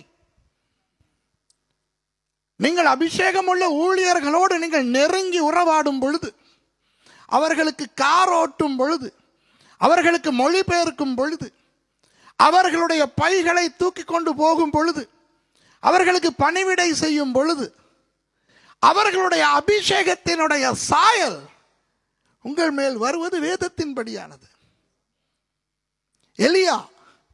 எலிசா பார்த்து கொண்டிருக்க மேலே எடுத்துக்கொள்ளப்படுகிறார். எலியாவின் சால்வை இவர் மேல் விழுகிறது. இவர் தன்மேல் அபிஷேகம் வந்திருக்கிறது என்று தெரியாமல் தண்ணீரை அடிக்கிறார். யோர்தான் பிளந்து எலிசாவை இந்த பக்கம் கொண்டு விடுகிறது. இரட்டத்தையான அபிஷேகம், எலியாவின் மேல் இருந்த இரட்டத்தையான அபிஷேகம் எலிசாவுக்கு வருகிறது. பாருங்கள், யோசுவா மோசேயால் செய்ய முடியாததையே செய்தார் தேவனுடைய அனுகிரகத்தால். என்ன? ஜனங்களை யோர்தானை கடந்து வாக்குத்தத்தம் பண்ணப்பட்ட தேசத்துக்குள் கொண்டு வந்தார். மோசே இல்லை அதை செய்தது. அதை செய்தது யோசுவா. எப்படி அதனுடைய ஆரம்பம்? அந்த விசுவாசம். அந்த கீழ்ப்படிவு, அந்த தாழ்மை. அந்த நாள் மோசே இவரை அழைத்துக் கொண்டு ஹோரேபுக்கு போகிறார். ஹோரேப் மலைக்கு ஏறுகிறார். ஆனால் ஒரு இடத்துல அவரை மேலே ஒரு இடத்துல இருக்க வைத்து விட்டு இவர் மேலே போகிறார். மேலே போனவுடன் மேகம் அவரை மறைத்து விட்டது. யோசுவாவுக்கு தெரியாது மேலே போன மோசேக்கு என்ன நடந்தது என்று. இப்போ யோசுவாவை ஒப்பிட்டு பார்ப்போம் கீழே இருந்த ஜனங்களோடு. யார்? ஆரோன், ஊர், மற்ற இஸ்ரவேல் ஜனங்கள். இவர்களோடு ஒப்பிட்டு பார்ப்போம். இவர்களுக்கும் தெரியாது மேலே போன மோசேக்கு என்ன நடந்தது என்று. 40 நாட்கள் மோசேயை காணவில்லை. ஆனால் குறைந்தபட்சம் அவர்கள் ஒருவரோடு ஒருவர் பேசிக்கொள்வதற்கு ஆள் துணையாவது இருந்தது. அம்மாவா இல்லையா? யோசுவா அங்கும் இல்லை இங்கும் இல்லை, தனியாக, தன்னன் தனியாக ஒரு பாலைவன மலையிலே. மோசேக்கே தெரியாது எத்தனை நாட்களில் திரும்பி வருவேன் என்று. மோசே யோசுவாவை ஒரு இடத்துல விட்டு விட்டு மேலே போகிறார். வேதம் சொல்லுகிறது அப்படித்தானே. மோசே தேவ பர்வதத்தில் ஏறும் பொழுது ஒரு மேகம் மலையை மூடிற்று. அப்போ யோசுவா கீழே வந்திருக்க வேண்டுமா இல்லையா? யோசிங்க. வந்திருக்கலாம். கீழே இருந்தவர்கள் எந்த அளவுக்கு பின்வாங்கினார்கள்? அவர்களும் 10 வாதைகளை கண்டவர்கள் அல்லவா? அவர்களும் செங்கடலை தாண்டி வந்தவர்கள் அல்லவா? அவர்களும் அக்கினி ஸ்தம்பம், மேக ஸ்தம்பம் கண்டவர்கள் அல்லவா? அப்போ அவர்களுக்கு ஆள் துணை இருப்பது மாத்திரமல்ல, தலைவர்கள் துணை உண்டு. ஆரோன் உண்டு, ஊர் உண்டு, பேச்சு துணைக்கு ஆட்கள் உண்டு. அப்படிப்பட்டவர்கள் பின்வாங்கினார்களா இல்லையா? எந்த அளவுக்கு பின்வாங்கினார்கள்? பொன் கன்றுக்குட்டி, ஓப்புஸ் கன்றுக்குட்டியை செய்து கொள்ளும் அளவுக்கு பின்வாங்கினார்கள். அப்போ யோசுவா தன்னன் தனியாக, இவர்களோடும் இல்லை, மோசேயோடும் இல்லை, சாப்பிட ஒன்றும் இல்லை, தண்ணீர் குடிக்க ஒன்றும் இல்லை, குறைந்தபட்சம் கீழேயாவது இறங்கி வந்து இந்த மக்களோடு சேர்ந்திருக்கலாம் அல்லவா? அது என்னத்தை காட்டுகிறது? தொடர்ந்து நிற்கின்ற அந்த தீர்மானம், தொடர்ந்து நிற்கின்ற தீர்மானம், steadfastness. நான் இறங்க மாட்டேன். இப்போ ஒரு வேளை இவர் பெரிய ஆவிக்குரிய ஜாம்பவான் அல்ல இன்னும் இந்த யோசுவா. ஒருவேளை அவருக்கு நான் செத்து போவேன் என்கின்ற உணர்வு வந்திருக்காதா? யோசிங்க. அந்த மலையை உங்களுக்கு எதிர்காலத்தில் சந்தர்ப்பம் கிடைத்தால், சீனாய் மலைக்கு போய் ஹோரேப் மலைக்கு ஏறுகின்ற சந்தர்ப்பம் கிடைத்தால் ஒரு தடவையாவது ஏறி பாருங்கள். அப்போ உங்களுக்கு புரியும். அந்த அனுபவத்தை பெறுவதற்கு அந்த இடங்களுக்கு போனால்தான் அந்த வெளிப்பாடு வரும், அந்த அனுபவம் வரும். அந்த மனுஷன் உறுதியாய் இருந்தார். அந்த அந்த அந்த ஒரு நிலை நமக்கு வேண்டும். நாம் ஆண்டவருடைய ஊழியத்திலே கால் வைக்கும் பொழுது எந்த பக்கமும் மேலே போகவும் முடியாது, கீழே போகவும் முடியாது, இருக்கிற இடத்திலே சாப்பாடும் இல்லை, தண்ணீரும் இல்லை என்கின்ற சூழ்நிலைகள் வந்தாலும் நீங்கள் அப்படியே பல்லை கடித்து கொண்டு பொறுமையாய் இருந்தால் யோசுவாவின் தேவன் உங்களை ஆசீர்வதிப்பார். உறுதியாய் தரித்திருத்தல், அந்த உறுதியாய் தரித்திருத்தல் வேண்டும். சில நேரம் அன்பானவர்களை ஊழியம் செய்யும் பொழுது வளர்ச்சி இல்லாத ஒரு உணர்வு வரும். நான் என்னுடைய அனுபவத்தை சொல்லுகிறேன். நான் இங்கிலாந்துக்கு போவதற்கு முன்பதாக 6 சபைகள் தொடங்கினவன். அந்த 6 சபைகளை தொடங்கி ஊழியம் செய்யும் பொழுதும் அந்த 6 சபைகளை தொடங்கின விதம் சும்மா 1, 2 அல்ல. ஒரே நேரத்தில் 70 பேருக்கு ஞானஸ்நானம் கொடுப்பது, ஒரே நேரத்தில் 80 பேரை பிரதிஷ்டை பண்ணுவது, இப்படித்தான் இருந்தது ஊழியம். அப்புறம் ஆண்டவர் என்னை அடுத்த படிக்கு கொண்டு போய் இங்கிலாந்துக்கு கொண்டு போனார். அதற்கு பிறகு ஆண்டவர் இலங்கைக்கு என்னை கொண்டு போனது சபை தொடங்கவே அல்ல, வேதாகம கல்லூரி தொடங்க. அப்போ நான் கேட்டேன், ஆண்டவரை ஏன் வேதாகம கல்லூரி? அங்கேதான் நல்ல நல்ல நல்ல வேதாகம கல்லூரிகள் இலங்கையில இருக்கின்றனவே என்று. அப்போ ஆண்டவர் 4 சவால் கொடுத்தார். சுரேஷ், அத்தனை வேதாகம கல்லூரிகளுக்கும் படித்தவர்கள் தானடா போக வேண்டும். படிக்காதவன் ரட்சிக்கப்படுகிறான், பாடசாலைக்கு போகாதவன் ரட்சிக்கப்படுகிறான். அவனை நான் ஊழியத்துக்கு அழைத்தாலும் பிரயோஜனம் இல்லை. அவனை எடுத்து படிப்பிப்பதற்கு ஒரு பைபிள் காலேஜ் இல்லை. நீ அப்படி ஒரு வேதாகம கல்லூரியை தொடங்கு என்றார். சரி. இரண்டாவது சவால், அந்த வேதாகம கல்லூரிகளுக்கு போகிறவர்கள் எல்லாம் நல்லவர்களாக இருக்க வேண்டும். பாஸ்டரும் சரி, வேறு மக்களும் சரி, சான்று கொடுக்க வேண்டும் இவன் நல்லவன் என்று அவர்களைத்தான் எடுத்து பயன்படுத்துகிறார்கள். இன்றைக்கு காடையன், கழுசரை, கொலைகாரன், கேவலமானவன் எல்லாம் சபைக்குள்ளே உட்கார்ந்து இருக்கிறான். அவனை ஊழியத்துக்கு அழைக்கிறேன், அவனை பயிற்றுவிப்பதற்கு ஒரு வேதாகம கல்லூரி இல்லை. அப்படிப்பட்டவர்களையும் எடுத்து நீ ஊழியக்காரர்களாய் உருவாக்கு என்றார். சரி ஆண்டவரே. மூன்றாவது, அத்தனை வேதாகம கல்லூரிகளுக்கும் பணம் கட்டித்தான் படிக்க வேண்டும். ஏழை சபைகள், ஏழை கிறிஸ்தவர்கள் உண்டு, அவர்களை உருவாக்குவதற்கு வேதாகம கல்லூரி இல்லை. சரி, இலவசமாக படித்துக் கொடு. மூன்றாவது சவால். நான்காவது சவால் மிக மிக அருமையான ஒரு சவால். அவன் வேதாகம கல்லூரிகளுக்கு போய் பட்டம் வாங்கினவுடன் ஹோமிலிட்டிக்ஸ் தெரிகிறது, ஹெர்மெனிட்டிக்ஸ் தெரிகிறது, தியாலஜி தெரிகிறது என்று ஆவியானவரை வெளியே வைத்துவிட்டு இவன் தன்னுடைய அறிவினாலே ஊழியம் செய்கிறான். ஆமாவா இல்லையா? இந்த நிறைய ரெவரண்ட் டாக்டர்மார்களை பாருங்க, பிரசங்கம் தயாரிப்பதற்கு ஒரு 45 புத்தகங்களை சூழ வைத்து, அதிலே தப்பு இல்லை, நான் தவறு சொல்லவில்லை. 45 புத்தகங்களை வைத்துக் கொள்வார்கள், குறிப்பெடுத்து அழகாக பிரசங்கம் தயாரிப்பார்கள். அதிலே ஒன்றும் நான் தப்பு சொல்லவில்லை. ஆனால் எத்தனை பேர் முழங்காலில் இருக்கிறார்கள்? எத்தனை பேர் உபவாசிக்கிறார்கள்?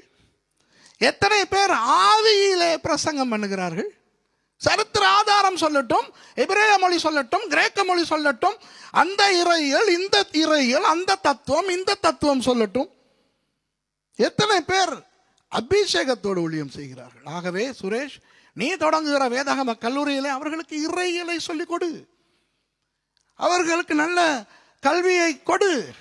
ஆனால் உபவாசம், ஜெபம், அந்நிய பாஷை, ஆவியானவருடைய அபிஷேகம், இவற்றில் ஊழியம் செய்ய பழக்கின்றார். அந்த 4 சவால்களோடு தான் நான் போனேன். போய் 1 வருடத்துக்கு பிறகுதான் ஆண்டவர் சொன்னார் சபை தொடங்கு என்று. நான் ஆண்டவரோடு சண்டை பிடித்தேன். ஆண்டவரே, இது நம்முடைய அக்ரிமெண்ட்டிலே இல்லை. நான் சபை தொடங்கி சபை பாஸ்டராய் இருந்த சகாப்தம் முடிந்து இப்போ நான் வேதாகம கல்லூரி ஊழியம் என்கின்ற ஊழியத்தில் இருக்கிறேன். ஒன்று சபை நடத்த வேண்டும் அல்லது வேதாகம கல்லூரி நடத்த வேண்டும். ஒரு வேதாகம கல்லூரி, ஒரு சபையை நடத்துவது, பாஸ்டர் ஷோமரி, பாஸ்டர் அந்த பாஸ்டர்மார் இருக்கிறீர்கள், நீங்கள் சபையை நடத்துவது எவ்வளவு பெரிய யுத்தம்.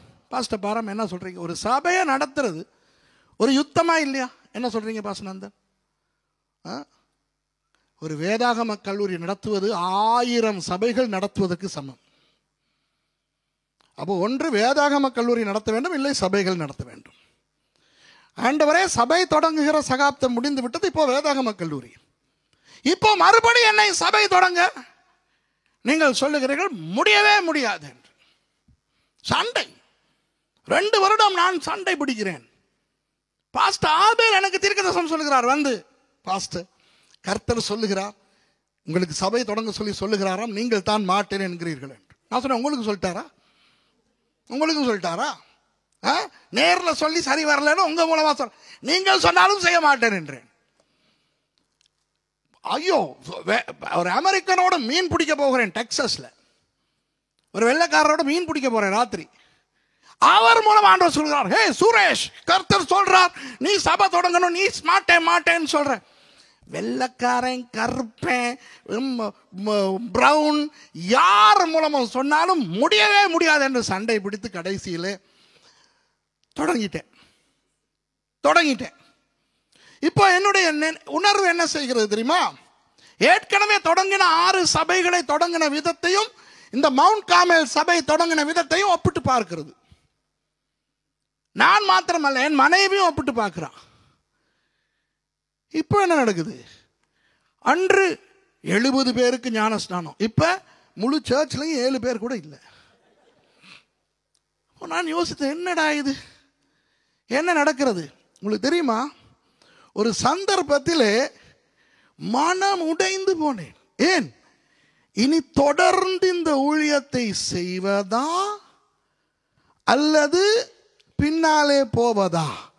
ஒரு ஒரு ஒரு ஒரு ஒரு இறுக்கம் வந்தது, ஒரு கேவலமான உணர்வு வந்தது. நான் நினைத்தேன், நான் தவறு செய்து விட்டேன், நான் இந்த நிலைக்கு வந்திருக்க கூடாது. ஒன்று இங்கிலாந்தை விட்டு வந்திருக்கவே கூடாது, அல்லது பேசாமல் வேதாகம பாடசாலை மாத்திரம் நடத்தியிருக்க வேண்டும். ஆண்டவர் சொன்னார் என்று சொல்லி நான் ஒரு இக்கட்டான சூழ்நிலையிலே மாட்டிக்கொண்டேன் என்று. இந்த உணர்வு எத்தனை பேருக்கு ஊழியத்திலே வந்திருக்கிறது? வெட்கப்படாமல் கையை தூக்கி காட்டுங்கள் பார்க்கலாம். இறுக்கம், ஒரு இறுக்கம். முன்னாலையும் போக முடியாது, பின்னாலையும் போக முடியாது. அந்த நேரத்திலே ஆண்டவருக்கு ஸ்தோத்திரம். ஆண்டவர் யாரை எனக்கு காட்டினார் தெரியுமா? யோசுவாவை காட்டினார். இந்த நிலை யோசுவாவுக்கு வந்ததடா. மோசையோடு தான் போனார், ஆகவே தனியே திரும்ப போனால் கேவலமா இல்லையா? இஸ்ரேல் ஜனங்கள் என்ன சொல்லி பாரு, என்ன பெருசா போனீரு, கை விட்டுட்டாரோ, எங்க அவரு? ஐயோ, இந்த இஸ்ரேல் ஜனங்கள் இருக்கிறார்களே பொல்லாதவர்கள். ஆரோன் எப்படி குழம்பினார் என்றால், ஆரோனை பைத்தியக்காரர்களாக்கி விட்டார்கள். ஆரோன் சும்மா லேசுப்பட்டாளா? பயங்கராள். ஆரோன் இடத்துல மோசே வந்து கேட்கும் பொழுது ஆரோன் சொன்ன பதிலை பார்த்தீர்களா? யாத்ராகமம் 32 மோசே, தம்பி, இந்த தங்கம் எல்லாம் கொடுத்தாங்களா? இந்த தங்கம் எல்லாம் நெருப்புக்குள்ள போட்டனா கண்ணுக்குட்டியா வெளியே வந்துருச்சு என்ற தெய்வம். பாவம் ஐயா அந்த ஆரோன். இந்த ஜனங்கள் எப்படிப்பட்டவர்கள் என்றால், ஒரு அறிவாளியையே முட்டாளாக்குகிறவர்கள். ஆரோன் ஊர் 2 பேரையுமே முட்டாளாக்கி பொன் கன்றுக்குட்டி செய்து கொண்டவர்கள். சும்மா யோசித்து பாருங்கள். ஒரு வேளை ஒரு 10-15 நாட்களில் போனவர் காணா என்ன ஆச்சோ தெரியல என்று யோசுவா கீழே போயிருந்தால் கேள்வி கேட்டே கிண்டல் அடித்தே கொலை செய்திருப்பார்கள். நினைச்சோம் பெருசா போனீர், அவர் கூட்டிக்கிட்டு போனார், என்ன ஆச்சு அம்பேன்னு விட்டுட்டார்ல. ஆனால் யோசுவா இருக்கிறார் பாருங்கள். அப்படி யோசுவா மூலம் ஆண்டவர் என்னை ஆசீர்வதித்து தைரியமாய் நிற்க வைத்தார். இப்போ அந்த சபை நிரம்பி வழிகிறது. இப்போ சபை பெரிதாய் கட்டி கொண்டிருக்கிறோம். ஆயிரக்கணக்கானோர் இருக்கக்கூடிய ஒரு சபையாக இப்பொழுது பெல்வுட்டிலே கட்டப்பட்டு கொண்டு வருகிறது. ஏன்? யோசுவாவின் தேவன் நம் தேவன். ஏன் இதை நான் உங்களுக்கு சொல்கிறேன் என்றால், ஒரு வேளை உங்களுக்கு அந்த அனுபவம் இதுவரை வராவிட்டால் இனி வரும். நீங்கள் செய்கிற ஊழியத்தில் அது வரும். சுவிசேஷ ஊழியம் செய்கிறவர்களுக்கு சொல்லுகிறேன், திடீரென ஒரு காலம் வரும், ஒரு ஆத்துமா கூட ரட்சிக்கப்படாது. நீங்களும் துண்டு பிரதி ஆயிரக்கணக்காய் கொடுப்பீர்கள், ஒரு ஆள் வராது. சுகமாக்குகிற ஊழியம் செய்கிறவர்களுக்கு சொல்லுகிறேன், திடீரென ஒரு கூட்டத்தில் ஜெபிப்பீர்கள், நீங்கள் ஜெபிக்கிற ஒரு ஆளுக்கு கூட சுகம் வராது. விளங்குதா நான் சொல்றது? அதாவது அந்த மாதிரியான சந்தர்ப்பங்கள் நமக்கு வரும்.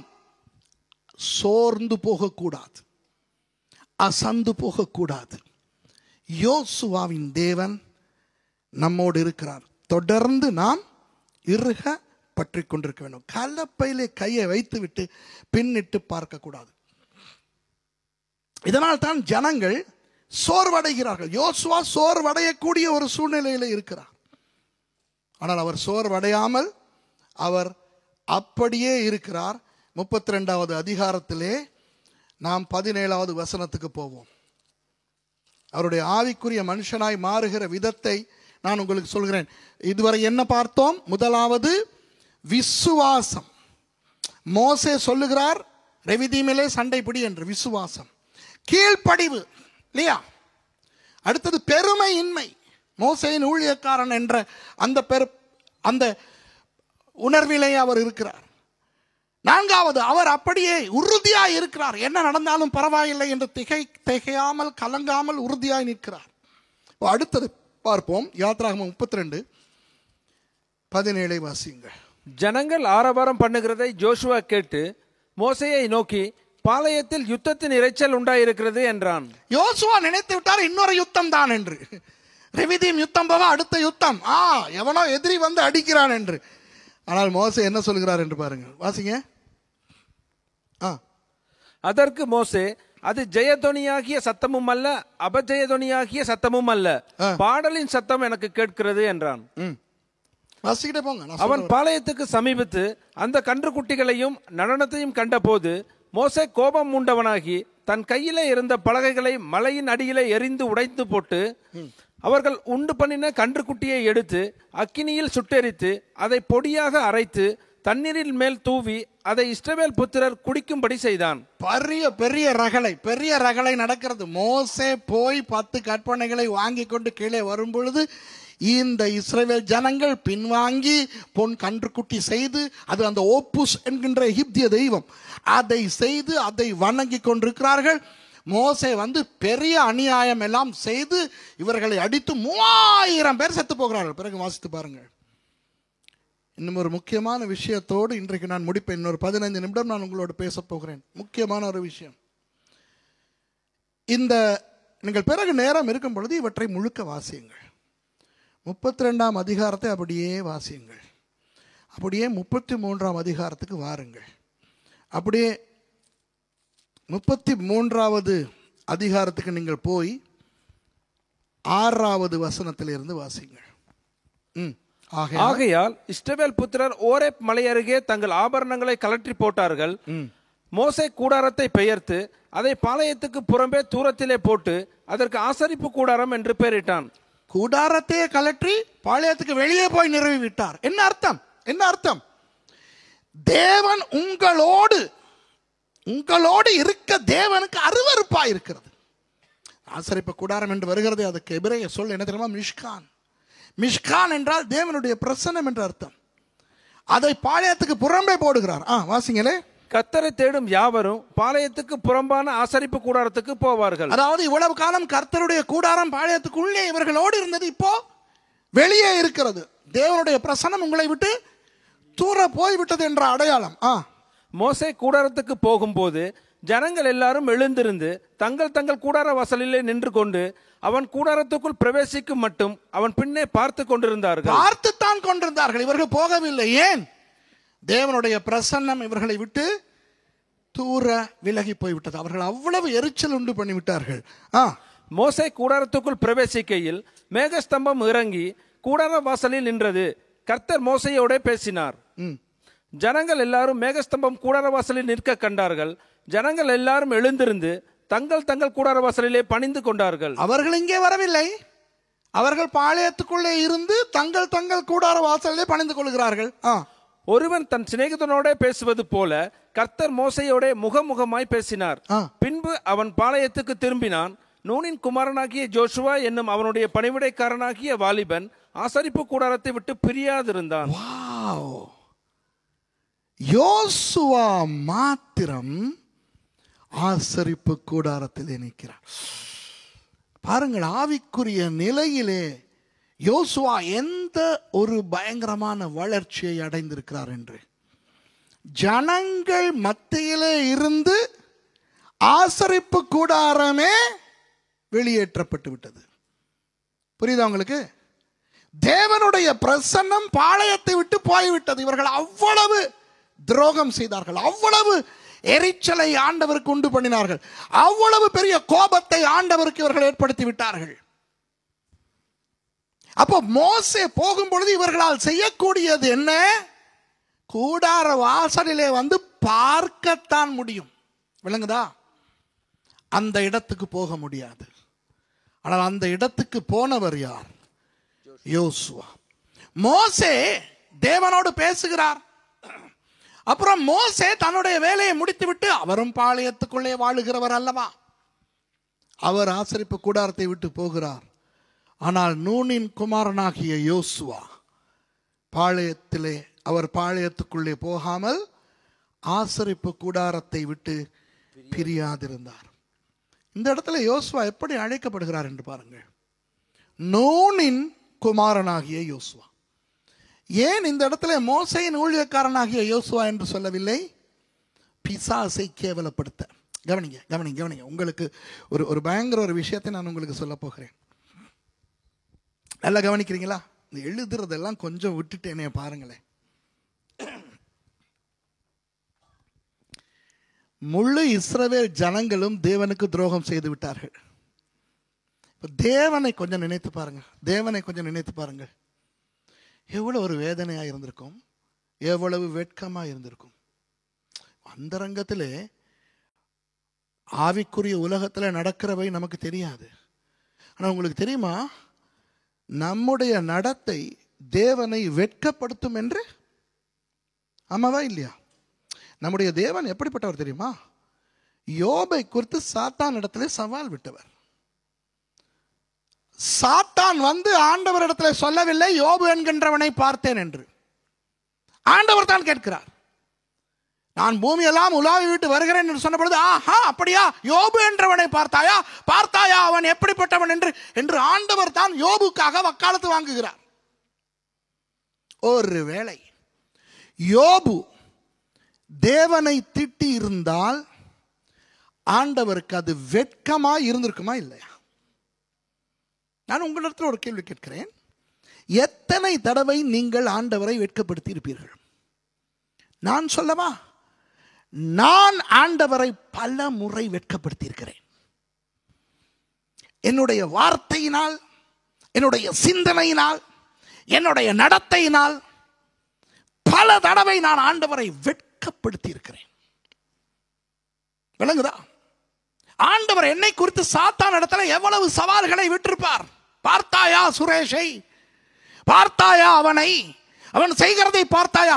அந்த நேரங்களில் என்னை குறித்து பெருமைப்பட்ட தேவன் பல தடவை என் வார்த்தை, சிந்தனை, நடத்தையினால் சாத்தானிடம் வெட்கப்பட்டிருக்கிறான்.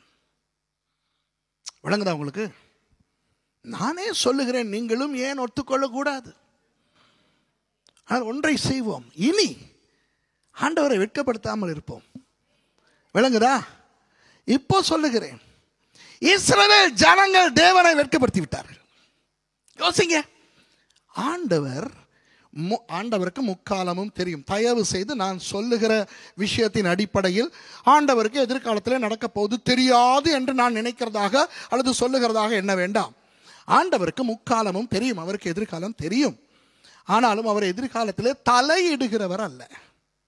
இப்போ நான் சொல்லுகிறேன், மோசேயை ஆண்டவர் ஓரேவுக்கு அழைக்கிறாரே, ஆண்டவருக்கு தெரியுமா தெரியாதா 40 நாட்கள் இவரை வைத்திருக்க போகிறோம் என்று? மோசேக்கு தெரியாது, யோசுவாவுக்கு தெரியாது, ஆரோனுக்கு ஊருக்கு தெரியாது, இஸ்ரவேலர்களுக்கு தெரியாது. தேவனுக்கு தெரியும் அல்லவா? அப்போ தேவன் மோசேயை மேலே அழைக்கும் பொழுது கவனிங்கள், இஸ்ரவேலர்களை நம்பி தானே ஆரோனோடும் ஊரோடும் விடுகிறார். என்ன சொல்லுகிறார் மோசே? இதோ நான் போகிறேன், ஆனால் உங்களுக்கு ஆரோனும் ஊரும் உண்டு. நம்பி தானே ஆண்டவர் இவர்களை மேலே கொண்டு போகிறார். 32ஆம் அதிகாரத்தில் இவர்கள் கீழே வரும் பொழுது அந்த நம்பிக்கைக்கு துரோகம் செய்து விட்டார்களா இல்லையா? யோசிங்க. யார்? எல்லாருமே, தலைவர்களும் கூட. ஆரோன், அது இங்கிலீஷ்ல ஒரு நல்ல வேர்ட் ஒன்று இருக்கு, விம்ப். Aaron was wimpy in his response. He says, I threw the gold into the fire and a golden calf came out. அந்த விம்ப்னு இங்கிலீஷ்ல சொன்னா எப்படி தெரியுமா? இந்த சோப்புலாந்தி மாதிரி இருப்பாங்க சில பேர். அது என்னன்னா, மோசே தங்கம் எல்லாம் கொண்டாந்து குட்டாங்களா, அந்த தங்கத்தை எல்லாம் நெருப்புக்குள்ள போட்டுன்னா பொட்டுன்னு கண்ணு குட்டி ஒண்ணு வந்துருச்சு மோசே. விளங்குதா? இந்த விம்ப்னு சொல்லுவோம், அந்த சொத்தியா பெலனே இல்லை. யார் அப்படி மாறி இருக்கிறார்? மோசேயின் அண்ணன், அதாவது மோசேயின் சார்பாக பார்வோனோடு பேசினவர். ராஜா சமூகத்தில் போய் பேசுகிறவன் அப்படி பேச முடியுமா? எங்களுக்கு ஒரு சாமி இருக்கு, அந்த சாமியை கும்பிட எங்களை ஜனங்களை அனுப்புவீங்களாம். ஆரோன் எப்படிப்பட்டவர்?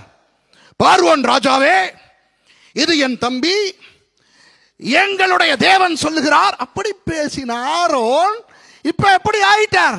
தங்கெல்லாம் நெருப்புல போட்டேன்னா கண்ணுக்குட்டி வெளியே வந்துச்சு மோசே. மிரியாமின் புருஷன் ஊர் கம்மன் இருக்கிறார். இஸ்ரவேல் ஜனங்கள் யோசிங்க, முழு இஸ்ரவேலர்களும் ஆண்டவரை வெட்கப்படுத்தி விட்டார்கள். இப்போ வான மண்டலங்களை கொஞ்சம் கற்பனை பண்ணுங்கள். பிசாசும் அவன் சேனையும் எப்படி வீராப்பாய் பேய் சிரிப்பு சிரிச்சுக்கிட்டு இருந்திருக்கும். ஆமாவா இல்லையா? பேய் சிரிப்பு. இந்த பேய் அந்த பேயை பார்த்து அங்க ஆண்டவருக்கு கேட்கறதுக்கு பெருசா நம்பிட்டாருல்ல, நம்மளை வேலைந்து தள்ளி விட்டாருல்ல, நமக்கு எதிராக ஜனம் ஒன்று தெரிவு செய்துட்டாருல்ல, இப்போ பாத்தியாளே என்ன நடக்குதுன்னு பாத்தியாளே. இது ஆண்டவருக்கு கேட்டிருக்குமா இல்லையா? பிசாசு ஆண்டவரை வெட்கப்படுத்தி இருப்பானா இல்லையா? நமது ஆண்டவர் எப்படிப்பட்டவர்? ரிட்டர்ன் கொடுக்கணும். நம்ம ஆண்டவர் ரிட்டர்ன் கொடுக்குறோம். என்ன செஞ்சார் தெரியுமா? ஓஹோ, அத்தனை பேரையும் வச்சு நீ என்ன இடா வெட்கப்படுத்துற? கொஞ்சம் கூடாரத்தை பாரு யார் நிற்கிறான்னு. மோசேயே கூடாரத்தை விட்டு போயிட்டார். ஆனா கூடாரத்தில் வாசல் ஒருத்தர் நிற்கிறார். யார் அவர்? சும்மா இருங்க, நீங்க யோசுவான்னு சொல்லாதீங்க. பாம்பின் குமாரன். ஓ ஆளா இருக்க வேண்டியவன்டா, ஓ ஆளா இருக்க வேண்டியவன், சர்ப்பத்தின் பிள்ளை, நூனின் குமாரன். இந்த ஒரு ஆளை வச்சு உன்னை அவமானப்படுத்திட்டேன் பாத்தியா? புரிகிறதா? அன்பானவர்களே, இதை கேட்டுக்கொள்ளுங்கள். பெரிய பெரிய கூட்டங்களை வைத்து சாத்தான் தேவனை வெட்கப்படுத்தும் பொழுது, தேவன் உங்கள் ஒரு ஆளை வைத்து சாத்தானை வெட்கப்படுத்துவார். நீங்க நினைக்காதீங்க நீங்க லேசுப்பட்டாள்னு. நீங்கள் நினைக்கக்கூடாது நீங்கள் லேசுப்பட்ட ஒரு ஆள் என்று. வழங்குதா? நமக்கு இருக்கிற பிரச்சனை என்ன தெரியுமா? தேவையில்லாத தாழ்வு மனப்பான்மை. தாழ்மை வேறு, தாழ்வு மனப்பான்மை வேறு. தாழ்மையா இருப்போம். ஆனால் நீங்கள் ஒவ்வொருவரும் தேவனுடைய பார்வையில் விசேஷமானவர்கள். நீங்கள் ஒவ்வொருவரும் தேவன் பயன்படுத்துகிற பெரிய பெரிய பாத்திரங்கள். நமக்கு இருக்கிற பிரச்சனை என்ன தெரியுமா? நம்மை நாம் அளவிடுவோம். நம்மை நாம் அளவிடுகிற விதங்கள் என்ன? படிப்பு. ஐயோ நான் படித்தில்லை. வணங்குதா? ஐயோ எனக்கு படிப்பு இல்லை, ஐயோ எனக்கு தாளந்து இல்லை, ஐயோ எனக்கு பணம் இல்லை, ஐயோ எனக்கு அது இல்லை, எனக்கு இது இல்லை. இப்போ உங்களை இப்போ நாம் உட்கார்ந்து ஒரு பேசிக்கொண்டால் நம்மை குறித்து கேவலமாய் தரக்குறைவாய் பேசுவதற்கு நமக்கு விஷயங்கள் இல்லையா? இப்போ நீங்கள் அங்கே இருந்து என்னை பார்க்கும் பொழுது ஒருவேளை நீங்கள் இப்படி நினைக்கலாம், பாஸ்டர் சுரேஷ் ஏன் பொண்டாட்டிக்கிட்ட கேளுங்க நான் எப்படின்னு. அவள் உண்மையை சொன்னான்னா அதுக்கு பிறகு என்னைய கூப்பிட மாட்டீங்க. அதான் என் மக இருக்கா, அவகிட்ட கேளுங்க உங்கள் அப்பா எப்படின்ட்டு. அவள் வாயை திறந்து உண்மையை சொல்லிட்டா மற்ற பிள்ளைகள் எல்லாம் நினைக்காட எங்களுக்கெல்லாம் நல்ல அப்பா இருக்குன்னு. இப்போ இங்கே இருக்கிற பிள்ளைகள்லாம் உங்கள் அப்பா சரியில்லைன்னு நினைக்கிறவங்க எல்லாம் மிஷாவோட சந்திச்சு, மிஷா உண்மையை சொல்லிடாத டார்லிங், சும்மா ஒரு பேச்சுக்கு சொல்கிறேன், நீ என்னை காப்பாற்று. உங்கள் அப்பா எப்படிப்பட்ட அப்பான்னு என் பிள்ளைகிட்ட கேட்டு அவள் மாத்திரம் உண்மையை சொன்னால் அப்போ தான் நீங்கள் நினைப்பீங்க, அட பரவாயில்லையாப்பா நம்ம அப்பா பாஸ்டர் சுரேஷ்னா என்னமோ நினச்சிக்கிட்டு இருந்தோம், இவ்வளவு தானா? மேர்சி கிட்ட நீங்கள் கேட்டு அவள் மாத்திரம் உண்மையை சொல்லிட்டா நீங்கள்லாம் யோசிப்பீங்க, ஏன் நம்ம பாஸ்டர் இந்த ஆளை அடிக்கடி கூப்பிடுறாரு பிரசங்கத்துக்கு, இந்த ஆளெல்லாம் நம்ம சர்ச்சுக்கு வரக்கூடாது. நமக்கு பாம்பின் கால் பாம்பறியும். நம்மட நிலவை நமக்கு தான் தெரியும் இல்லையா? எல்லாம் பெருசாக பிரசங்கம் பண்ணுறோம், பொண்டாட்டியோட கோவம் வரும்போது பொண்டாட்டியோட பேசுகிற விதம் அந்த நேரத்தில் ரட்சிப்பு மறந்து போகுது. இயேசுன்னு ஒருத்தர் இருக்கிறாருன்னு கூட தெரியுது, இது என்னன்னே தெரியாது அந்த நேரத்தில். விளங்குதா? ஆமாவா இல்லையா? வீட்டுக்கு வீடு வாசப்படி. நம்முடைய பலவீனங்கள் நிறைய உண்டு, நம்முடைய குறைபாடுகள் நிறைய உண்டு. அவற்றை காரணமாய் வைத்து நாம் நம்மை அனாவசியமாய் தாழ்வு மனப்பான்மைக்குள்ளே தள்ளிவிட்டு நான் புழு, நான் ஒன்றும் இல்லை என்று நினைக்கக்கூடாது. ஆண்டவர் உங்களை பயன்படுத்தி சாத்தானை வெட்கப்படுத்துகிறவர். விளங்குதா? இன்னும் நான் ஏன் பெயர் மாற்றாமல் இருக்கிறேன்? எத்தனை பேர் எனக்கு பெயரை மாற்ற சொல்றாங்க? உங்க பாஸ்டர் அடிக்கடி சொல்லுவார், எஸ்ரான்னு பேர் வச்சுக்கிறீங்கன்ட்டு. ஆமா தானே? ஆனால் நான் என்னுடைய பெயரை சொல்லும் பொழுது சுரேஷ் செல்வகுமரன் ராமச்சந்திரன் என்று பிசாசுக்கு எவ்வளவு எரிச்சலா இருக்குன்னு யோசிச்சு பாருங்க. அடே, நம்ம ஆளா இருந்தவேன்ப்பா, நமக்கு பூஜை பண்ணவேன்ப்பா, நமக்கு அர்ச்சனை பண்ணவேன்ப்பா, நம்மட மந்திரம் எல்லாம் ஓதனவேன்ப்பா, இன்றைக்கு நமக்கு எதிராக வேலை செய்யறான். இதுதான் விளங்குதா உங்களுக்கு? நூனின் குமாரனாகிய யோசுவா ஆசரிப்பு கூடாரத்தை விட்டு விலகாதிருந்தான். முழு இஸ்ரவேலர்களுக்கும் அந்த பாக்கியம் பறித்து போடப்பட்டது. முழு இஸ்ரவேலர்களும் மிஞ்சி போனால் தங்கள் கூடாரங்களை விட்டு வெளியே வந்து மோசே போவதை பார்க்கத்தான் முடியும். ஏன்? அவர்கள் தேவனை வெட்கப்படுத்தி விட்டார்கள். ஆனால் தேவன் கையிலே ஒரு ஆயுதம் இருந்தது. நூனின் குமாரன், பாம்பின் குமாரன் யோசுவா சர்ப்பத்தின் குமாரனை தன் ஊழியக்காரனாக்கி ஆசரிப்பு கூடாரத்தில் வைத்தார். ஆமென். எல்லாருக்கும் சாமுவேலை தெரியும். சாமுவேல் கூடாரத்திலே வளர்ந்தவர். ஆனால் இந்த வசனத்தை பாருங்கள். ஆசரிப்பு கூடாரத்தை விட்டு பிரியாத ஒரு மனுஷனாய் யோசுவா அன்றிலிருந்து ஏற்படுத்தப்பட்டார். கவனிங்க, ஆசரிப்பு கூடாரம் இஸ்ரவேலர்களை விட்டு பிரிந்தது. ஆமாவா இல்லையா? ஆசரிப்பு கூடாரம் இஸ்ரவேல் பாளையத்துக்குள்ள இருந்தது. இஸ்ரவேலை விட்டு பிரிந்து பாளையத்துக்கு புறம்பே கொண்டு போகப்பட்டது. ஆசரிப்பு கூடாரமே இஸ்ரவேலை விட்டு பிரிந்தாலும் ஆசரிப்பு கூடாரத்தை விட்டு பிரியாத ஒருத்தரை ஆண்டவர் தெரிவு செய்து கொண்டார். அதுதான் நூனின் குமாரனாகிய யோசுவா. ஆமென். நான் முடிக்கும் பொழுது இதை சொல்லுகிறேன். தேவனுடைய சமூகத்தை விட்டு பிரிய மனதில்லாத ஒரு மனுஷனாக அவர் மாறிவிட்டார். உங்களுக்கு தெரியுமா, சபைகளிலே கூடுதலாய் சபை என்று ஓடுகிறவர்கள், அந்த ஜெபக்கூட்டம் இந்த ஜெபக்கூட்டம் என்று போகிறவர்கள், ஆராதனைக்கு பல மணி நேரங்களுக்கு முன்னாக வந்து ஜெபத்திலே உட்கார்ந்து இருக்கிறவர்கள், ஆராதனை முடிந்தும் உடனே ஓடாமல் தாபரிப்பவர்கள், இப்படிப்பட்டவர்கள் யார் என்று நீங்கள் பொதுவாய் பார்த்தால் அவர்கள் யாராய் இருப்பார்கள் தெரியுமா? ஒன்று வயது முதிர்ந்தவர்கள், அல்லது வேலை வெட்டி எதுவும் இல்லாதவர்கள், அல்லது இந்த பக்தியாய் இருப்பவர்கள். இந்த ரக கூட்டத்திலே உற்சாகமாக இருக்கும் வாலிபர்களை காண முடியாது. ஆமாவா இல்லையா? இப்போ ஆராதனை தொடங்குவதற்கு 2 மணி நேரத்துக்கு முன்பதாக வாலிபர்கள், வாலிப பெண்கள் வந்து ஜெபத்திலே தங்கியிருப்பது இதெல்லாம் நீங்கள் பார்க்க மாட்டீர்கள். ஆனால் இங்கே அப்படிப்பட்ட ஒரு வாலிபர் தான் ஆசரிப்பு கூடாரத்தை விட்டு பிரியாமல் இருக்கிறார். ஆகவே வாலிபர்களை உங்களுக்கு சொல்லுகிறேன், தேவனுடைய சமூகத்தை நாடுவதற்கு வயது போனவர்களாக இருக்க தேவையில்லை, வேலை வெட்டி இல்லாதவர்களாக இருக்க தேவையில்லை. வாலிபர்கள், வேலை இருக்கிறவர்கள், கடமைகள் இருக்கிறவர்கள், உற்சாகமானவர்கள், வீரர்கள், இவர்கள் தேவனுடைய சமூகத்தை தேட வேண்டும். இந்த இடத்திலே நான் இன்றைக்கு நிறைவு செய்கிறேன். நாளை இதிலிருந்து உங்களுக்கு தொடங்குகிறேன்.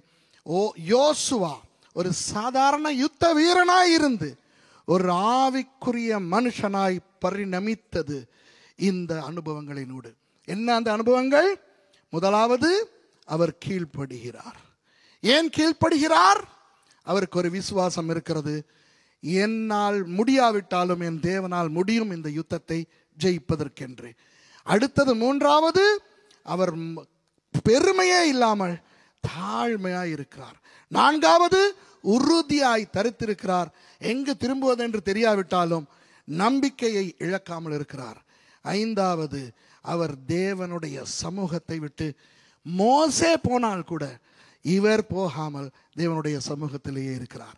சாதாரண ஒரு மனுஷன், சாதாரண ஒரு வாலிபன் இப்போ ஒரு ஆவிக்குரிய ஜாம்பவானாய் மாறிவிட்டார். ஆசீர்வதிக்கப்பட்டீங்களா? நீங்க கர்த்தர் உங்களோட பேசினாரா? எழுந்திருந்து ஜெபம் செய்து முடிப்போம். நாளை இதிலிருந்து தொடங்குவோம். சர்வ வல்லமையுள்ள ஆண்டவரே, யோசுவாவின் தேவனே, இன்று மாலையும் எங்களோடு நீங்கள் பேசினதற்காக நன்றி.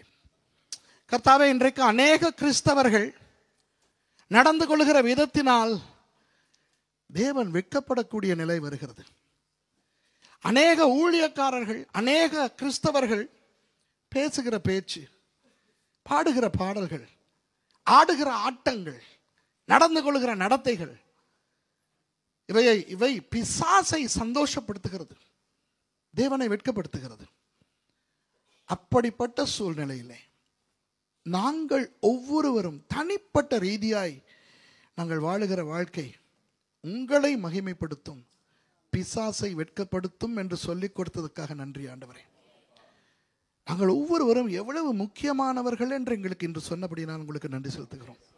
எங்களுடைய கடந்த காலம் எவ்வளவு அசுத்தமானதாய் கசப்பானதாய் இருந்தாலும் பரவாயில்லை, நூனின் குமாரன், பாம்பின் குமாரன் அன்று அந்த ஆசரிப்பு கூடாரத்தை விட்டு பிரியாமல் தேவனுடைய நாமத்தை மகிமைப்படுத்தி சாத்தானை வெட்கப்படுத்துகின்ற ஒரு நிலையை நீங்கள் காட்டினீர்கள் அப்பா. அந்த நிலையை எங்களிலே நீங்கள் எதிர்பார்க்கிறதுக்காக உங்களுக்கு நன்றி செலுத்துகிறேன்.